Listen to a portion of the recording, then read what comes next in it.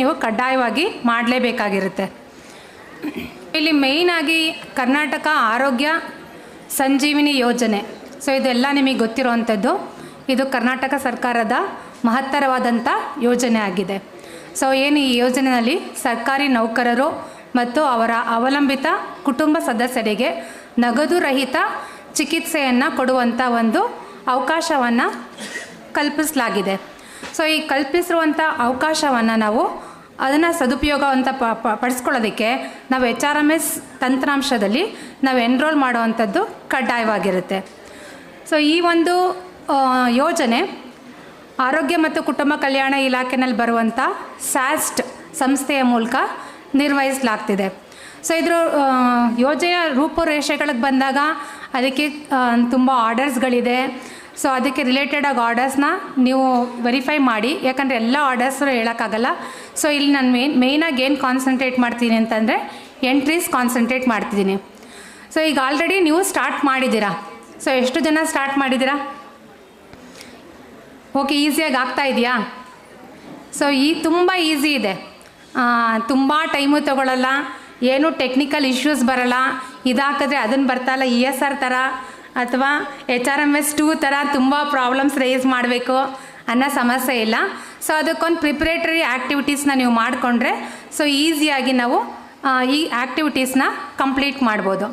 So ಈ ಆ್ಯಕ್ಟಿವಿಟೀಸ್ನ complete ಮಾಡೋದಕ್ಕಿಂತ ಮುಂಚೆ ಸೊ ನಾವು ಈಗ ಒಂದು 2-3 ಆರ್ಡರ್ಸಲ್ಲಿ ಕುಟುಂಬ ಅನ್ನೋ ವ್ಯಾಖ್ಯಾನದ್ದು ಕೂಡ ಬದಲಾವಣೆ ಆಗಿದೆ.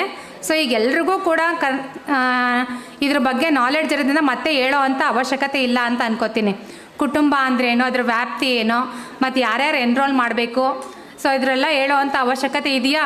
ಯಾರು ಒಳಪಡ್ತಾರೆ, ಯಾರು ಒಳಪಡಲ್ಲ ಅನ್ನೋದು ಅವಶ್ಯಕತೆ ಇಲ್ಲ ಅನ್ಕೋತೀನಿ. ಸೊ ಜಸ್ಟ್ ಎಂಟ್ರೀಸ್ ಹೇಳಿದ್ರೆ ಸಾಕು ಅಂತ ಅನ್ಕೋತೀನಿ.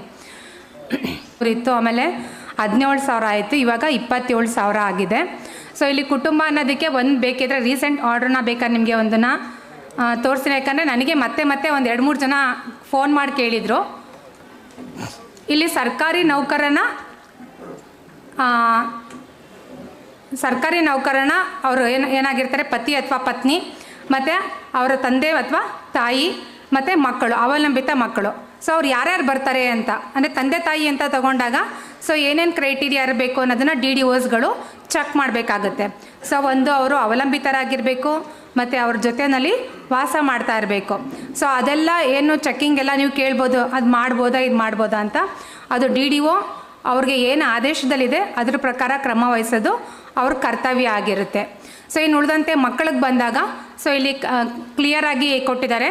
ಸೊ ಮಗ ಮಗಳು ಮತ್ತು ಮಗ ಮತ್ತು ಮಗಳು, ಅದೇ ರೀತಿ ತಾಯಿ ಅವರು ಕೂಡ ಒಳಪಡ್ತಾರೆ. ಸೊ ನೌಕರನ ತಂದೆ ಅಥವಾ ತಾಯಿ ಅಂತಂದಾಗ ಇಲ್ಲಿ ಮಹಿಳಾ ನೌಕರನ ತಂದೆ ಮತ್ತು ತಾಯಿನೂ ಕೂಡ ಕವರ್ ಆಗ್ತಾರೆ. ಸೊ ಅಲ್ಲೂ ಕೂಡ ಇಲ್ಲಿ ಇನ್ಕಮ್ ಕ್ರೈಟೀರಿಯಾ ರಿಫ್ಲೆಕ್ಟ್ ಆಗುತ್ತೆ. ಅವ್ರು ಅವಲಂಬಿತರಾಗಿರಬೇಕು, ಜೊತೆಲಿ ವಾಸ ಮಾಡ್ತಾ ಇರಬೇಕು ಮತ್ತು ಅವರಿಬ್ಬರ ಒಟ್ಟು ಆದಾಯ 27,000 ಇರಬೇಕು ಮಾಸಿಕವಾಗಿ. ಇನ್ನು ಮಕ್ಳಿಗೆ ಬಂದರೆ ಅವರು 30 years ಕಂಪ್ಲೀಟ್ ಆಗೋ ತನಕ ಅಥವಾ ಸ್ವಂತ ದುಡಿಮೆ ಮಾಡೋ ತನಕ ಅಥವಾ ಮದುವೆ ಆಗೋ ತನಕ. ಸೊ ಅದೇ ರೀತಿ ಮಗಳಿಗೂ ಕೂಡ ಇದೇ ಅನ್ವಯ ಆಗುತ್ತೆ. ದತ್ತು ಮಗ, ಮಗಳು ದತ್ತು ಮಗಳು. ಸೊ ಇಬ್ಬರಿಗೂ ಕೂಡ ಇದೇ ಅನ್ವಯ ಆಗುತ್ತೆ. ಅದೇ ಹೇಳಿದ್ನಲ್ಲ ಸರ್ ನಾನು, ಈಗ ಡಾಕ್ಯುಮೆಂಟ್ಸ್ ಅಂತ ಅಂದಾಗ so it is left to DDO. ಏನೇನು ಡಾಕ್ಯುಮೆಂಟ್ಸ್ ತೊಗೋಬೇಕು ಅನ್ನೋದು ಅವ್ರ ರೆಸ್ಪಾನ್ಸಿಬಿಲಿಟಿ. ಇನ್ಕಮ್ ಅಂದಾಗ income certificate ತೊಗೋಬೇಕಾಗುತ್ತೆ.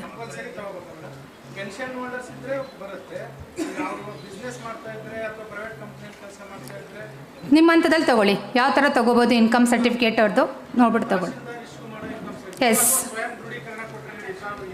Actually income certificate ಅಂತ ಅಂದಾಗ ತಹಶೀಲ್ದಾರಿಂದ ಇಶ್ಯೂ ಆಗಿರುವಂಥ ಇನ್ಕಮ್ ಸರ್ಟಿಫಿಕೇಟ್, ಅವ್ರು ಸ್ವಯಂ ದೃಢೀಕರಣ ಅಕ್ಸೆಪ್ಟ್ ಮಾಡೋದಕ್ಕೆ ಆಗಲ್ಲ. ಅದಕ್ಕೆ ಹೇಳಿದ್ದು ಈ ಆರ್ಡರ್ಸ್ ರಿಲೇಟೆಡ್ನ ಚರ್ಚೆ ಮಾಡೋಕ್ಕೆ ಹೋಗಲ್ಲ. ಸೊ ಜಸ್ಟ್ ಎಂಟ್ರಿ ರಿಲೇಟೆಡ್ನ ಮಾತ್ರ ಕಾನ್ಸಂಟ್ರೇಟ್ ಮಾಡ್ತೀವಿ ಅಂತ. ಮತ್ತು ಯಾವುದೇ ಸ್ವಂತ ದುಡಿಮೆ ಇಲ್ಲದೆ ಇರುವಂತಹ ವಿಧವೆ ಅಥವಾ ವಿಚ್ಛೇದಿತ ಮಗಳು ಕೂಡ ಇದರಲ್ಲಿ ಕವರ್ ಆಗ್ತಾರೆ. ಮತ್ತು 30 ವರ್ಷ ಮೀರಿರುವಂಥ ಅವಿವಾಹಿತ ಮತ್ತು ಮಗಳು ಏನಾದರೂ ದೈಹಿಕ ಅಥವಾ ಮಾನಸಿಕ ಅಸ್ವಸ್ಥತೆಯಿಂದ ಬಳಲ್ತಾ ಇದ್ದರೆ ಅವರು ಕೂಡ ಇಲ್ಲಿ ಕವರ್ ಆಗ್ತಾರೆ. ಸೊ ಇದು ಕುಟುಂಬ ಅನ್ನೋ ಪದಕ್ಕೆ ವ್ಯಾಖ್ಯಾನ ಬರುತ್ತೆ. ಸೊ ಇನ್ನು ಉಳಿದಂತೆ ಇನ್ನು ಯಾರ್ಯಾರು ಕವರ್ ಆಗಲ್ಲ ಅನ್ನೋದು ಕೂಡ ಅದು ಆದೇಶದಲ್ಲಿ ಸ್ಪಷ್ಟವಾಗಿ ನೀಡಿದ್ದಾರೆ. ರಾಜ್ಯ ಉಚ್ಚ ನ್ಯಾಯಾಲಯದ ನೌಕರರು ಮತ್ತು ವಿಧಾನಮಂಡಲದ ನೌಕರರು ಮತ್ತು ಆರೋಗ್ಯ ಭಾಗ್ಯ ಪಡಿತಾ ಇರುವಂಥ ಇಲಾಖೆಗಳು, ಉದಾಹರಣೆಗೆ ಪೊಲೀಸ್ ಇಲಾಖೆ ಮತ್ತು ನ್ಯಾಯಾಂಗ ಅಧಿಕಾರಿಗಳು ಅಂದರೆ 2009 ಅವರಲ್ಲಿ ಏನು ಆರ್ಡರ್ಸ್ ಇಶ್ಯೂ ಆಗಿ ಅದ್ರ ಪ್ರಕಾರ ಫೆಸಿಲಿಟೀಸ್ ಪಡ್ಕೊತಾ ಇರೋವಂಥವ್ರು, ಮತ್ತು ಅಖಿಲ ಭಾರತ ಸೇವೆಗೆ ಸೇರಿರುವಂಥ ಅಧಿಕಾರಿಗಳು ಕೂಡ ಇದರಲ್ಲಿ ಬರೋಲ್ಲ. ಮತ್ತು ಸಾರ್ವಜನಿಕ ಸ್ಥಾಪನೆಗಳು ಅಂದರೆ ಸ್ಥಳೀಯ ಸಂಸ್ಥೆಗಳು, ವಿಶ್ವವಿದ್ಯಾಲಯಗಳು, ನಿಗಮ ಮಂಡಳಿಗಳು, ಸೊ ಇದರಲ್ಲಿರುವಂಥವರು ಸಹ ಬರೋಲ್ಲ. ಸೊ ಇಲ್ಲಿ ಎನ್ರೋಲ್ಮೆಂಟ್ ಮಾಡ್ಕೋಬೇಕಿದ್ರೆ ಸೊ ನೀವು ಏನಂದರೆ ಕೆಲವೊಂದು ಪ್ರಿಪ್ರೇಟರಿ ಆ್ಯಕ್ಟಿವಿಟೀಸ್ನ ಮಾಡಿಕೊಂಡ್ರೆ ಸೊ ಬೇಗ ನೀವು ಈ ಆ್ಯಕ್ಟಿವಿಟೀಸ್ನ ಸಿಸ್ಟಮಲ್ಲಿ ಕಂಪ್ಲೀಟ್ ಮಾಡ್ಬೋದು. ಸೊ ಏನು ಇದನ್ನು ನೀವು ಎಂಟ್ರಿ ಮಾಡೋಕ್ಕೆ ಕೂತ್ಕೊಂಡಾದಮೇಲೆ ನೀವು ನನಗೆ ಏಜ್ ಪ್ರೂಫ್ ಬೇಕಿತ್ತು ಅಥವಾ ಇನ್ಕಮ್ ಪ್ರೂಫ್ ಬೇಕಿತ್ತು ಅಥವಾ ನಾನು ಡೌನ್ಲೋಡ್ ಮಾಡಿ PDF ಮಾಡ್ಕೋಬೇಕಾಗಿತ್ತು, ಸೊ ಫೋಟೋ ಸ್ಕ್ಯಾನ್ ಮಾಡ್ಕೋಬೇಕಿತ್ತು ಅನ್ನೋದಕ್ಕಿಂತ ಮುಂಚೆ ಸೊ ಯಾರು ಆ ಎಂಪ್ಲಾಯೀಸ್ ಇದ್ದಾರೆ ಆ ಅಂದರೆ ನಿಮ್ಮಲ್ಲಿ ಒಳಪಡುವಂಥ DDOಸ್ಗಳಿಗೆ ಇದು ನಾನು ಹೇಳ್ತಾ ಇರೋದು. ಸೊ ಒಳಪಡುವಂಥ ಎಂಪ್ಲಾಯೀಸ್ಗಳದ್ದು ಸಂಪೂರ್ಣ ಮಾಹಿತಿನ ಕಲೆಕ್ಟ್ ಮಾಡಿಕೊಂಡು ಸೊ ಏನು ಡಿಪೆಂಡೆಂಟ್ಸ್ ಇದ್ದಾರೆ ಅವ್ರದ್ದು ಫೋಟೋಸ್ನ ಸ್ಕ್ಯಾನ್ ಮಾಡಿ ಇಟ್ಕೊಳ್ಳಿ. ಸೊ ನಂತರ ಅವ್ರ ಆಧಾರ್ ಕಾರ್ಡನ್ನು ತೆಗೆದಿಟ್ಕೊಳ್ಳಿ. ಸೊ ಇನ್ನು ಉಳಿದಂಥ ಏಜ್ ಪ್ರೂಫ್ ಏನಾದರೂ ನಿಮಗೆ ರಿಲೇಟೆಡ್ ಡಾಕ್ಯುಮೆಂಟ್ಸ್ ಬೇಕು ಅಂತಂದರೆ ಏಜ್ ಪ್ರೂಫ್ ಅದನ್ನು ಕೂಡ ತೆಗೆದಿಟ್ಕೊಂಡು ನೀವು ಎಂಟ್ರೀಸ್ನ ಸ್ಟಾರ್ಟ್ ಮಾಡ್ಕೊಳ್ಳಿ. ಸೊ ಇದೆಲ್ಲ ಎಂಟ್ರೀಸನ್ನು ತೆಗೆದಿಟ್ಕೊಂಡು ಸ್ಕ್ಯಾನ್ ಮಾಡಿ ಇಟ್ಕೊಂಡ್ಮೇಲೆ ನೀವು ನಮ್ಮ ಅನುಬಂಧ 1 ಮತ್ತು ಅನುಬಂಧ 2ನ್ನ ನೀವು ಸ್ಕ್ಯಾನ್ ಮಾಡಿ ಇಟ್ಕೋಬೇಕಾಗುತ್ತೆ. ಸೊ ಒಂದು ಅನುಬಂಧ 1ರಲ್ಲಿ ಏನೇನು ಬರುತ್ತೆ ಅಂತ ಹೇಳ್ತೀನಿ ಅಂದರೆ ಇಲ್ಲಿ ಎಂಪ್ಲಾಯ್ ಡಿಕ್ಲರೇಷನ್. ಸೊ ಎಂಪ್ಲಾಯಿ ಅವನ DDOಗೆ ಏನೇನು ಮಾಹಿತಿನ ಸಲ್ಲಿಸಬೇಕು ಅನ್ನೋದು ಸೊ ಇದರಲ್ಲಿದೆ. ಸೊ ಇಲ್ಲಿ ಕಂಪ್ಲೀಟಾಗಿ ಡೀಟೇಲ್ಸು ದ್ವಿಪ್ರತಿನಲ್ಲಿ ಕೊಡಿ ಅಂತ ಹೇಳಿದ್ದಾರೆ. ಸೊ ಒಂದನ್ನು ಎಂಪ್ಲಾಯ್ದು SRಲ್ಲಿ ಮೇಂಟೈನ್ ಮಾಡ್ತಾರೆ, ಸೊ ಇನ್ನೊಂದನ್ನು ಎಂಪ್ಲಾಯ್ ಅವರೇ ಕೂಡ ಡಿಟೈನ್ ಮಾಡ್ಬೋದು. ಸೊ ಬೆಟರ್ ಕನ್ನಡ ಮತ್ತು ಇಂಗ್ಲೀಷಲ್ಲಿ ಎರಡರಲ್ಲೂ ಕೂಡ ಎಂಟ್ರಿ ಮಾಡಿ ಎಂಪ್ಲಾಯೀಸ್ ಕೊಡಿ. ಸೊ ಇಲ್ಲಿ ಇರೋವಂಥ ಡೀಟೇಲ್ಸ್ ಮತ್ತೆ ನಾನು ಡಿಸ್ಕಸ್ ಮಾಡೋಕ್ಕೆ ಹೋಗಲ್ಲ, ಯಾಕಂದರೆ ಎಂಪ್ಲಾಯ್ ರಿಲೇಟೆಡ್ ಡೀಟೇಲ್ಸ್ ಇರುತ್ತೆ ಮತ್ತು ಅವ್ರ ಹುದ್ದೆ, ಸ್ಕೇಲು ಮತ್ತು ಮೂಲ ಇಲಾಖೆ ವೃಂದ ಸೊ ಇವೆಲ್ಲ ಇರುತ್ತೆ. ಸೊ ಮತ್ತು ಅವ್ರದ್ದು ಡಿಪೆಂಡೆಂಟ್ ಡೀಟೇಲ್ಸನ್ನು ಕೇಳಿರ್ತಾರೆ. ಸೊ ಡಿಪೆಂಡೆಂಟ್ ಡೀಟೇಲ್ಸ್ನ ಕೂಡ ಎಂಟ್ರಿ ಮಾಡಿ ಸೊ ಇದನ್ನೊಂದನ್ನು ಸಪ್ರೇಟಾಗಿ ಸ್ಕ್ಯಾನ್ ಮಾಡಿ ಇಟ್ಕೊಳ್ಳಿ. ಸೊ ಇದು ನಮೂನೆ 1 ಎಂಪ್ಲಾಯ್ ರಿಲೇಟೆಡ್ ಫಾರ್ಮ್ಯಾಟ್ಸ್ಗಳು. ಸೊ ನಂತರ ಸೊ ಏನು ಮಾಡಬೇಕಾಗತ್ತೆ, ಎಂಪ್ಲಾಯಿ ಕೆಲವೊಂದು ಸ್ವಯಂ ಘೋಷಣೆಯನ್ನು ಕೊಡಬೇಕಾಗತ್ತೆ. ಸೊ ಅಂದರೆ ಮುಂದಿನ ದಿನಗಳಲ್ಲಿ ಯಾವುದೇ ಸಮಸ್ಯೆಗಳು ಉದ್ಭವ ಆದರೂ ಕೂಡ ಅದಕ್ಕೆ ನೌಕರನೇ ನೇರವಾಗಿ ಹೊಣೆಗಾರನಾಗಿರ್ತಾನೆ. ಅಂದರೆ ತಪ್ಪು ಮಾಹಿತಿ ಕೊಟ್ಟಂಥ ಸಂದರ್ಭದಲ್ಲಿ ಅಥವಾ ಬೇರೆ ಇನ್ನಿತರ ಸಂದರ್ಭಗಳಲ್ಲಿ ಅವನು ಡಿಕ್ಲರೇಷನ್ನ ತಗೊಳ್ಳೋದು DDOದು ಕಡ್ಡಾಯ ಆಗಿರುತ್ತೆ. ಸೊ ಏನು ಡಿಕ್ಲರೇಷನ್ ಏನು ಕೊಡಬೇಕಾಗಿರುತ್ತೆ ಅಂದರೆ ಈಗೇನು ಈ ಫಾರಮ್ 1 ನಮೂನೆ 1ಲ್ಲಿ ಕೊಟ್ಟಿರ್ತಾರಲ್ಲ, ಅವರು ಫಾರಮ್ ಎನಲ್ಲಿ ಕೊಟ್ಟಿದ್ದಾರೆ ನೋಡಿ, ಈ ಎಲ್ಲ ಫಾರಮ್ ಎನಲ್ಲಿ ಇರುವಂಥ ಡೀಟೇಲ್ಸ್ಗಳು ಕರೆಕ್ಟಾಗಿ ಇದೆ ಅಂತ ದೃಢೀಕರಣ ಮಾಡ್ತಾರೆ. ಸೊ ಅವ್ರು ಹೇಳಿದ್ರು ಕೂಡ ಸೊ ಆ್ಯಸ್ ಎ DDO ನೀವು ಒಂದ್ಸತೆ ಕ್ರಾಸ್ ಚೆಕ್ ಮಾಡಬೇಕಾಗಿರುತ್ತೆ. ಮತ್ತು ಇನ್ಯಾವುದೇ ಬೇರೆ ಮೂಲಗಳಿಂದ ನಾನು ಹೆಲ್ತ್ ರಿಲೇಟೆಡ್ ಬೆನಿಫಿಟ್ಸನ್ನು ನಾನು ಕ್ಲೇಮ್ ಮಾಡ್ತಾ ಇಲ್ಲ ಅಥವಾ ಇನ್ಶೂರೆನ್ಸ್ ರಿಲೇಟೆಡ್ನ ಕ್ಲೇಮ್ ಮಾಡ್ತಾ ಇಲ್ಲ ಅಂತ, ಅಥವಾ ಇಬ್ಬರು ನೌಕರರು ಅಂದರೆ ಪತಿ ಅಥವಾ ಪತ್ನಿ ಇಬ್ಬರೂ ಕೂಡ ಸರ್ಕಾರಿ ನೌಕರರಾಗಿದ್ದರೆ ಸೊ ಅಲ್ಲೂ ಕೂಡ ನೀವು ಅದನ್ನು ಬೇರೆ ಕಡೆ ಇನ್ನೊಂದು ಕಡೆ ನೋಂದಾಯಿತರಲ್ಲಿ ಆಗಿದ್ದಾರೆ ಅಂತ ಕೊಡಿ, ಆಗಿಲ್ಲ ಅಂತಂದರೆ ಆಗಿಲ್ಲ ಅಂತ ಕೊಡಿ. ಈಗ ಯಾಕಂದರೆ ಆ ಎರಡು ಸಂದರ್ಭ ಉದ್ಭವ ಆಗ್ಬೋದು. ಈಗ ಮಹಿಳಾ ನೌಕರರಿಗೆ ಅವ್ರ ತಂದೆ ತಾಯಿಗಳೂ ಕ್ಲೇಮ್ ಆಗುತ್ತೆ ಅಂತಂದಾಗ ಸೊ ಹಸ್ಬೆಂಡ್ ಅದನ್ನು ಕ್ಲೇಮ್ ಮಾಡೋಕ್ಕೆ ಬರೋಲ್ಲ. ಸೊ ಅಲ್ಲಿ ಸ್ಪಷ್ಟವಾಗಿ ಕೊಟ್ಟಿದೆ, ಸರ್ಕಾರಿ ನೌಕರನ ತಂದೆ ಮತ್ತು ತಾಯಿ ಅಂತ ಇದೆ. ಸೊ ಹಾಗಾಗಿ ಸೊ ಇಬ್ಬರದು ನೀವು ಅದನ್ನು ಕ್ಲೇಮ್ ಮಾಡಬೇಕು ಮತ್ತು ಇಬ್ಬರೂ ಕೂಡ ಅದಕ್ಕೆ ಬರ್ತಾರೆ ಅಂತಂದಾಗ ಸೊ ನೀವೇನು ಮಾಡಬೇಕಾಗುತ್ತೆ, ಸಪ್ರೇಟಾಗಿಯೇ ಕೊಡಬೇಕಾಗತ್ತೆ. ಅಂಥ ಸಂದರ್ಭದಲ್ಲಿ ನೋಂದಾಯಿತರಾಗಿದ್ದಾರೆ ಅಂತಲೇ ಕೊಡಿ. ನೋಂದಾಯಿತರ ಆಗಿಲ್ಲ ಅಂತಂದರೆ ಈ ಯೋಜನೆಯಲ್ಲಿ ನೋಂದಾಯಿತ ಆಗಿಲ್ಲ ಅನ್ನೋದನ್ನು ಕೂಡ ಡಿಕ್ಲರೇಷನ್ನ ತಗೋಬೇಕಾಗತ್ತೆ. ಮತ್ತು ನಾವು ಇದನ್ನು ಹೊರತುಪಡಿಸಿ ಬೇರೆ ವಿಮೆನ ಪಡ್ಕೋತಾ ಇಲ್ಲ ಅಂತ. ಸೊ ಪಡ್ಕೋತಾ ಇದ್ದರೆ ಪಡ್ಕೊಂಡಿದೆ ಅಂತಲೇ ಕೊಡಿ, ರಾಂಗ್ ಡಿಕ್ಲರೇಷನ್ ಕೊಡೋದು ಬೇಡ ಅದು. ಸೊ ಇನ್ ಕೇಸ್ ಮುಂದೆ ಏನಾದ್ರು ಫ್ಯೂಚರ್ ಸಮಸ್ಯೆ ಆಗೋದು ಬೇಡ ಅಂತ. ಸೊ ಏನಿದೆ ಆ್ಯಸ್ ಇಟ್ ಈಸ್ ಹಾಗೇ ಡಿಕ್ಲೇರ್ ಮಾಡ್ಕೊಳ್ಳಿ, ಬಟ್ ಒಂದು ಕಡೆ ಮಾತ್ರ ಕ್ಲೇಮ್ ಮಾಡೋದಕ್ಕೆ ಅವಕಾಶ ಇರುತ್ತೆ. ಸೊ ನೀವು ಇಲ್ಲೂ ಕ್ಲೇಮ್ ಮಾಡಿ, ನೀವು ಬೇರೆ ಕಡೆನೂ ಕ್ಲೇಮ್ ಮಾಡೋದಕ್ಕೆ ಅವಕಾಶ ಇಲ್ಲ. ಮತ್ತು ತಂದೆ ತಾಯಿಗಳು ನಮ್ಮ ಒಟ್ಟಿಗೆ ವಾಸವಾಗಿರ್ತಾರೆ ಮತ್ತು ಅವರಿಬ್ಬರ ಆದಾಯ ಎಷ್ಟಿದೆ ಅನ್ನೋದನ್ನು ಕೂಡ ದೃಢೀಕರಣ ತಗೋಬೇಕಾಗತ್ತೆ. ಸೊ ಇಲ್ಲಿ ನನ್ನ ಕುಟುಂಬದಲ್ಲಿ ಯಾವುದೇ ಬದಲಾವಣೆಗಳಾಗಿದ್ದಲ್ಲಿ ಅನ್ನೋದನ್ನು ಒಂದು ಪ್ಯಾರಾ ಕೊಟ್ಟಿದ್ದಾರೆ. ಇದನ್ನು ಸ್ವಲ್ಪ ಬದಲಾವಣೆ ಮಾಡಿದ್ದಾರೆ. ಇಲ್ಲಿ ಅಂದರೆ ನೀವು ಎನ್ರೋಲ್ ಮಾಡಿರ್ತೀರಾ, ಸೊ ಎನ್ರೋಲ್ ಮಾಡಿದ್ಮೇಲೆ ನಿಮ್ಮ ಫ್ಯಾಮಿಲೀಸ್ನಲ್ಲಿ ಚೇಂಜಸ್ ಆಗ್ಬೋದು, ನ್ಯೂ ಮೆಂಬರ್ಸ್ ಬರ್ಬೋದು, ಕೆಲವೊಬ್ಬರು ಡಿಲೀಟ್ ಆಗ್ಬೋದು. ಸೊ ಅಂಥ ಸಂದರ್ಭದಲ್ಲೂ ಕೂಡ ಆ ಮಾಹಿತಿನ ಸಂಬಂಧಪಟ್ಟಂಥ DDOಗೆ ಒದಗಿಸೋದು ಆ ನೌಕರನ ಕರ್ತವ್ಯ ಆಗಿರುತ್ತೆ. ಸೊ ಅದನ್ನು ಕೂಡ ಅವರೊಂದು ಡಿಕ್ಲೇರ್ ಮಾಡ್ಕೋಬೇಕು. ಮುಂದಿನ ದಿನಗಳಲ್ಲಿ ತೆಗೆದಾಕೋಂಥ ಸಂದರ್ಭದಲ್ಲಿ ಅಥವಾ ಸೇರ್ಪಡೆ ಮಾಡುವಂಥ ಸಂದರ್ಭದಲ್ಲಿ ನಾನು ಸಂಬಂಧಪಟ್ಟಂಥ ಮಾಹಿತಿನ ಒದಗಿಸ್ತೀನಿ ಅಂತ. ಸೊ ಇಲ್ಲಿ ಮಗಳ ಮದುವೆ ಆದಾಗ ಆಟೋಮೆಟಿಕ್ಕಾಗಿ ಡಿಪೆಂಡೆಂಟ್ ಎಂಟ್ರಿ ಆಗಿರೋದನ್ನು ಅವರು ಕ್ಯಾನ್ಸಲ್ ಮಾಡೋದಕ್ಕೆ ಕೊಡಬೇಕಾಗುತ್ತೆ. ಮತ್ತು ನ್ಯೂ ಮೆಂಬರ್ಸ್ ಅಡಿಷನ್, ಮಕ್ಕಳ ಜನನ, ಸದಸ್ಯರ ಮರಣ, ಸೊ ಇಂಥ ಸಂದರ್ಭದಲ್ಲಿ ಕೊಡಬೇಕಾಗುತ್ತೆ. ಸೊ ಇದಕ್ಕೆ ಇನ್ನೊಂದು ಕ್ಲಾಸ್ ಆ್ಯಡ್ ಮಾಡಿದ್ದಾರೆ. ಮಗ ಅಥವಾ ಮಗಳ ಮದುವೆ ಇಬ್ಬರದೂ ಮೆನ್ಷನ್ ಮಾಡಿದ್ದಾರೆ. ಮತ್ತು ಸದಸ್ಯರ ಆದಾಯ, ಸೊ ಅವರು ಯಾರು ಸ್ವಂತ ಆದಾಯ ಮಾಡ್ತಾರೆ, ಕೆಲಸಕ್ಕೆ ಹೋಗಿ ಆದಾಯ ತಗೋತಾರೆ, ಅಲ್ಲಿ ತನಕನೂ ಅವರು 30 years ತನಕ ಕೊಡ್ಬೋದು ಅನ್ನೋ ರೂಲ್ ಇದೆ. ಸೊ ಹಾಗಾಗಿ ಇನ್ ಕೇಸ್ ಅದಕ್ಕಿಂತ ಮುಂಚೆ ಅವ್ರು ಏನಾದರೂ ಅವರ ಅರ್ನಿಂಗ್ಸ್ ಮಾಡ್ತಾಯಿದ್ರೆ ಅದನ್ನು ಕೂಡ ನೀವು ನಿಮ್ಮ DDOಸ್ಗಳಿಗೆ ಕೊಡಬೇಕಾಗುತ್ತೆ. ಹಾಗಾಗಿ ಇದೊಂದನ್ನು ಎಕ್ಸ್ಟ್ರಾ ಸದಸ್ಯರ ಆದಾಯ ಅಂತಲೂ ಕೊಟ್ಟಿದ್ದಾರೆ. ಇದೊಂದು ಆ್ಯಡ್ ಮಾಡಿದ್ದಾರೆ, ಅದನ್ನು ನೋಡ್ಕೊಳ್ಳಿ, ಗಮನಿಸ್ಕೊಳ್ಳಿ.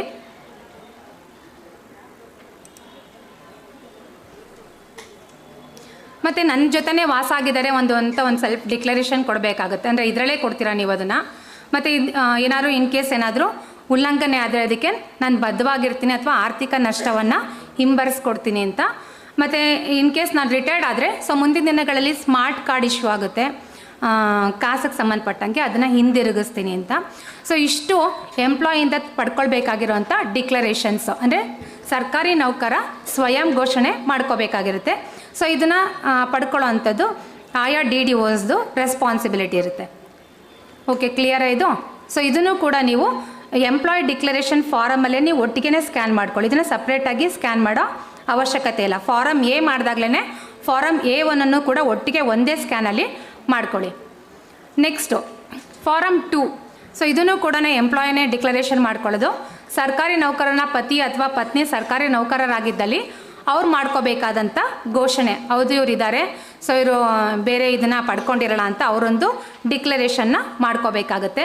ಅದೇ ರೀತಿ ಫಾರಮ್ 3 ಇದು ರಿಲೇಟೆಡ್ ಟು ದ ಡಿಪೆಂಡೆಂಟ್ಸು, ತಂದೆ ತಾಯಿ ಮತ್ತು ಮಕ್ಕಳು ಅವ್ರ ಜೊತೆ ವಾಸವಾಗಿದ್ದಾರೆ ಮತ್ತು ಅವರು ನಮ್ಮ ಮೇಲೆ ಅವಲಂಬಿತರಾಗಿದ್ದಾರೆ ಅನ್ನೋದಕ್ಕೂ ಕೂಡ ಅವರೊಂದು ಡಿಕ್ಲರೇಷನ್ ಕೊಡಬೇಕಾಗುತ್ತೆ. ಮತ್ತು ಅವ್ರದ್ದು ಇದನ್ನು ಕೊಡಬೇಕಾಗತ್ತೆ, ಆದಾಯ ಎಷ್ಟಿದೆ ಅನ್ನೋದನ್ನು ಕೂಡ ಕೊಡಬೇಕಾಗತ್ತೆ. ಆಮೇಲೆ A4 ಇದ್ರ ಜೊತೆಗೆ ಮಾಡುವಂಥ ಅವಶ್ಯಕತೆ ಇಲ್ಲ, ಹೇಳ್ತೀನಿ ನೆಕ್ಸ್ಟು A4 ಫಾರಮ್ನ ಯಾವಾಗ ಮಾಡಬೇಕು ಅಂತ. ಸೊ ಇಷ್ಟು ಎಲ್ಲವನ್ನು ಸೇರಿಸಿ ಒಂದು PDF ಫಾರ್ಮ್ಯಾಟ್ನ ಮಾಡ್ಕೊಳ್ಳಿ. ಇದು ಪ್ರಿಪ್ರೇಟರಿ ಆ್ಯಕ್ಟಿವಿಟೀಸ್, ನೀವು ಎನ್ರೋಲ್ಮೆಂಟ್ಗೆ ಮಾಡೋಕ್ಕಿಂತ ಮುಂಚೆ ಮಾಡ್ಕೋಬೇಕಾಗಿರೋಂಥ ಆ್ಯಕ್ಟಿವಿಟೀಸು. ಒಂದು ಡಿಪೆಂಡೆಂಟ್ಸ್ದು ಫೋಟೋಸ್ನ ನೀವು ಸ್ಕ್ಯಾನ್ ಮಾಡಿ ಇಟ್ಕೊಂಡಿರಬೇಕು. ಸೊ ಇನ್ನೊಂದು ಈ ಫಾರಮ್ ಅನುಬಂಧ ಒಂದನ್ನು ಕೂಡ ನೀವು ಸ್ಕ್ಯಾನ್ ಮಾಡಿ ಇಟ್ಕೋಬೇಕು. ಸೊ ಓಕೆ, ಸೊ ಇದು 2ನೇ ಪ್ರಿಪ್ರೇಟರಿ ಆ್ಯಕ್ಟಿವಿಟೀಸು ಮುಗೀತು.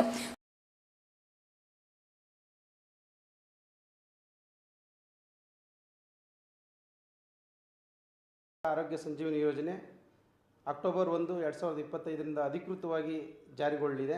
ಈ ಯೋಜನೆ ಜಾರಿಗೊಳ್ಳುವ ಪೂರ್ವದಲ್ಲಿ ಅನೇಕ ಸವಾಲುಗಳು ಮತ್ತು ಜವಾಬ್ದಾರಿಗಳು ಕೂಡ ಎಲ್ಲ DDOಗಳ ಮೇಲೆ ಇರ್ತಕ್ಕಂಥದ್ದು. ಅದರ ಜೊತೆಗೆ ಈ ಯೋಜನೆಯನ್ನು ಹೇಗೆ ನಮ್ಮ ಎಲ್ಲ ಸರ್ಕಾರಿ ನೌಕರರಿಗೆ ಮತ್ತು ಅವಲಂಬಿತ ಸದಸ್ಯರಿಗೆ ಮುಟ್ಟಿಸಬೇಕು ಅಂತಕ್ಕಂಥ ಮಹತ್ತರವಾಗಿರ್ತಕ್ಕಂಥ ಜವಾಬ್ದಾರಿ ಕೂಡ ಈ ಕಾರ್ಯಕ್ರಮದಲ್ಲಿದೆ. ಈ ಒಂದು ಮಹತ್ತರವಾಗಿರ್ತಕ್ಕಂಥ ಕಾರ್ಯಕ್ರಮ ನಮ್ಮ ರಾಜ್ಯಾಧ್ಯಕ್ಷರಾದ ಸಿ ಸಾಕ್ಷಿ ಅವರ ಮಹತ್ವಾಕಾಂಕ್ಷಿ ಯೋಜನೆ ಮತ್ತು ಎಲ್ಲ ಸರ್ಕಾರಿ ನೌಕರರ ಬಹು ಬೇಡಿಕೆಯ ಕೂಡ ಯೋಜನೆ ಆಗಿದೆ. ಹಾಗಾಗಿ ಈ ಎಲ್ಲ ಯೋಜನೆಗಳನ್ನು ಸುಮಾರು 25 ಲಕ್ಷ ಫಲಾನುಭವಿಗಳು ಈ ಯೋಜನೆಯ ಲಾಭವನ್ನು ಪಡೆದುಕೊಳ್ಳಬೇಕಾಗಿರೋದ್ರಿಂದ ಅದರ ಪೂರ್ವಭಾವಿಯಾಗಿ ಏನೇನು ಕ್ರಮಗಳನ್ನು ಕೈಗೊಳ್ಳಬೇಕು ಅನ್ನುವುದರ ಕುರಿತು ನಮ್ಮ ಸುವರ್ಣ ಆರೋಗ್ಯ ಟ್ರಸ್ಟ್ನ ವ್ಯವಸ್ಥಾಪಕರಾಗಿರ್ತಕ್ಕಂಥ ಆನಂದ್ ಆಳ್ವ ಅವರು, ಡಾಕ್ಟರ್ ಆನಂದ್ ಆಳ್ವ ಅವರು ಕೂಡ ಅದರ ಪೂರ್ವಭಾವಿ ಕಾರ್ಯಕ್ರಮ ಯೋಜನೆಗಳ ಪೂರ್ವಭಾವಿ ಸಿದ್ಧತೆಗಳನ್ನು ಕುರಿತು ಇವತ್ತು ಇಲ್ಲಿ ಒಂದು ಕಾರ್ಯಾಗಾರವನ್ನು ಅಥವಾ ಉಪನ್ಯಾಸವನ್ನು ನೀಡಿದ್ದಾರೆ. ಈ ಎಲ್ಲ ಮಾಹಿತಿಯನ್ನು ತಾವೆಲ್ಲರೂ ಕೂಡ ಶಾಂತ ಚಿತ್ತದಿಂದ ಆಲಿಸಿ ಮತ್ತು ಇದು ಯೂಟ್ಯೂಬ್, ನಮ್ಮ ಸಂಘದ ಯೂಟ್ಯೂಬ್ ಲೈವ್ನಲ್ಲಿ ಇದರಲ್ಲೂ ಕೂಡ ಯೂಟ್ಯೂಬ್ನಲ್ಲೂ ಕೂಡ ಇರುತ್ತೆ. ಪದೇ ಪದೇ ತಾವು ಬೇಕಾದಂಥ ಸಂದರ್ಭದಲ್ಲೂ ಕೂಡ ಇದನ್ನು ಪಡೆದುಕೊಳ್ಬೇಕು. ಆ ನಿಟ್ಟಿನಲ್ಲಿ ಈ ಕಾರ್ಯಕ್ರಮವನ್ನು ತಾವೆಲ್ಲ ಭಾಗವಹಿಸಿ ಮತ್ತು ಇನ್ನೂ ಅನೇಕ ನಿಮ್ಮ ಸ್ನೇಹಿತರ DDOಗಳಿಗೂ ಕೂಡ ಈ ಕಾರ್ಯಕ್ರಮದಲ್ಲಿ ಭಾಗವಹಿಸಲಿಕ್ಕೆ ಸೂಚನೆಯನ್ನು ಕೊಡ್ತಾ ಈ ಕಾರ್ಯಕ್ರಮದ ಸದುಪಯೋಗವನ್ನು ತಾವೆಲ್ಲರೂ ಬಳಸ್ಕೊಳ್ಬೇಕಾಗಿ ವಿನಂತಿಯನ್ನು ಮಾಡ್ತಾ ಮತ್ತು ಈ ಯೋಜನೆಯ ಸಿದ್ಧತೆಗಳನ್ನು ಮತ್ತು ಈ ಯೋಜನೆಯ ಎಲ್ಲ ಕಾರ್ಯಕ್ರಮಗಳ ಪೂರ್ವ ತಯಾರಿಯನ್ನು ಪ್ರಸ್ತುತಪಡಿಸಬೇಕಾಗಿ ಡಾಕ್ಟರ್ ಆನಂದ್ ಆಳ್ವಾಸ್ ಅವರಿಗೆ ಈ ಕಾರ್ಯಕ್ರಮವನ್ನು ಮುಂದುವರಿಸಲಿಕ್ಕೆ ಅವಕಾಶ ಮಾಡಿಕೊಡ್ತಾ ಇದೆ. ನಮಸ್ಕಾರ ಎಲ್ಲರಿಗೂ ಹಾಗೂ ದಸರಾ ಹಬ್ಬದ ಶುಭಾಶಯಗಳು. ನನ್ನ ಹೆಸರು ಡಾಕ್ಟರ್ JA ಆನಂದ ಆಳ್ವಾರ್ ಅಂತ. ನಾನು ಕೇಂದ್ರ ಸರ್ಕಾರದ ಸ್ವಾಸ್ಥ್ಯ ಯೋಜನೆಯಲ್ಲಿ ಸುಮಾರು 35 ವರ್ಷ ಕೆಲಸ ಮಾಡಿದ್ದೆ. 10 ವರ್ಷ ಇದ್ದಿದ್ದೆ ಡಿಫೆನ್ಸ್ ಮಿನಿಸ್ಟ್ರಿಯಲ್ಲಿ ಕೆಲಸ ಮಾಡಿದ್ದೆ. ಸುಮಾರು 4 ವರ್ಷದಿಂದ ಈ ಕರ್ನಾಟಕ ಆರೋಗ್ಯ ಸಂಜೀವಿನಿ ಯೋಜನೆಯ ಬಗ್ಗೆ ಡೀಟೇಲ್ಡ್ ಪ್ರಾಜೆಕ್ಟ್ ರಿಪೋರ್ಟು ಮಾಡುವಾಗ ಷಡಕ್ಷರಿ ಸರ್ ಅವರ ಕೋರಿಕೆಯಂತೆ ನಾನು ಇದಕ್ಕೆ ಬಂದು ಕೆಲಸ ಮಾಡ್ತಾಯಿದ್ದೀನಿ. ಈ ಷಡಕ್ಷರಿ ಸರ್ ಇದ್ದಿದ್ದು ಸುಮಾರು 4 ವರ್ಷದಿಂದ ಈ ಯೋಜನೆಯನ್ನು ಅನುಷ್ಠಾನಗೊಳಿಸಲು ಅಥವಾ ಇಂಪ್ಲಿಮೆಂಟ್ ಮಾಡಲು ಬಹಳ ಇದು ತೆರೆಮರೆಯಿಂದ ಬಹಳ ಕಷ್ಟಪಟ್ಟು ಅವರ ಪ್ರಯತ್ನದ ಫಲವಾಗಿ ಇಂದು ಈ ಯೋಜನೆ 1ನೇ ತಾರೀಕು ಪ್ರಾರಂಭವಾಗಲಿದೆ. ಇದು ಎಲ್ಲ 25 ಲಕ್ಷ ಜನ ರಾಜ್ಯ ಸರ್ಕಾರ ನೌಕರರು ಹಾಗೂ ಅವಲಂಬಿತ ಕುಟುಂಬದವರೆಲ್ಲರಿಗೂ ಒಂದು ಸಂತೋಷದಾಯಕ ಸಮಾಧಾನ. ಈ ಯೋಜನೆಯಲ್ಲಿ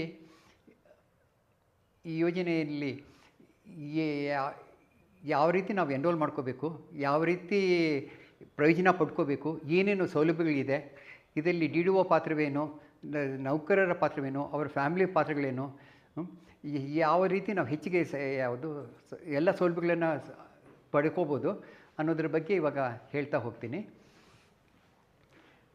ಕರ್ನಾಟಕ ರಾಜ್ಯ ಸರ್ಕಾರಿ ನೌಕರ ಸಂಘದ ಕಬ್ಬನ್ ಪಾರ್ಕ್ ಉದ್ಯಾನವನ ಬೆಂಗಳೂರು ರಾಜ್ಯಾಧ್ಯಕ್ಷರಾದ CS ಷಡಕ್ಷರಿಯವರ ವಿಶೇಷ ಉಪಕ್ರಮದ ಅಡಿಯಲ್ಲಿ ಕರ್ನಾಟಕ ಆರೋಗ್ಯ ಸಂಜೀವಿನಿ ಬಿಡುಗಡೆಯ ಪೂರ್ವ ಕಾರ್ಯಾಗಾರಕ್ಕೆ ರಾಜ್ಯ ಸರ್ಕಾರಿ ನೌಕರರೆಲ್ಲರಿಗೂ ಆತ್ಮೀಯ ಸ್ವಾಗತ.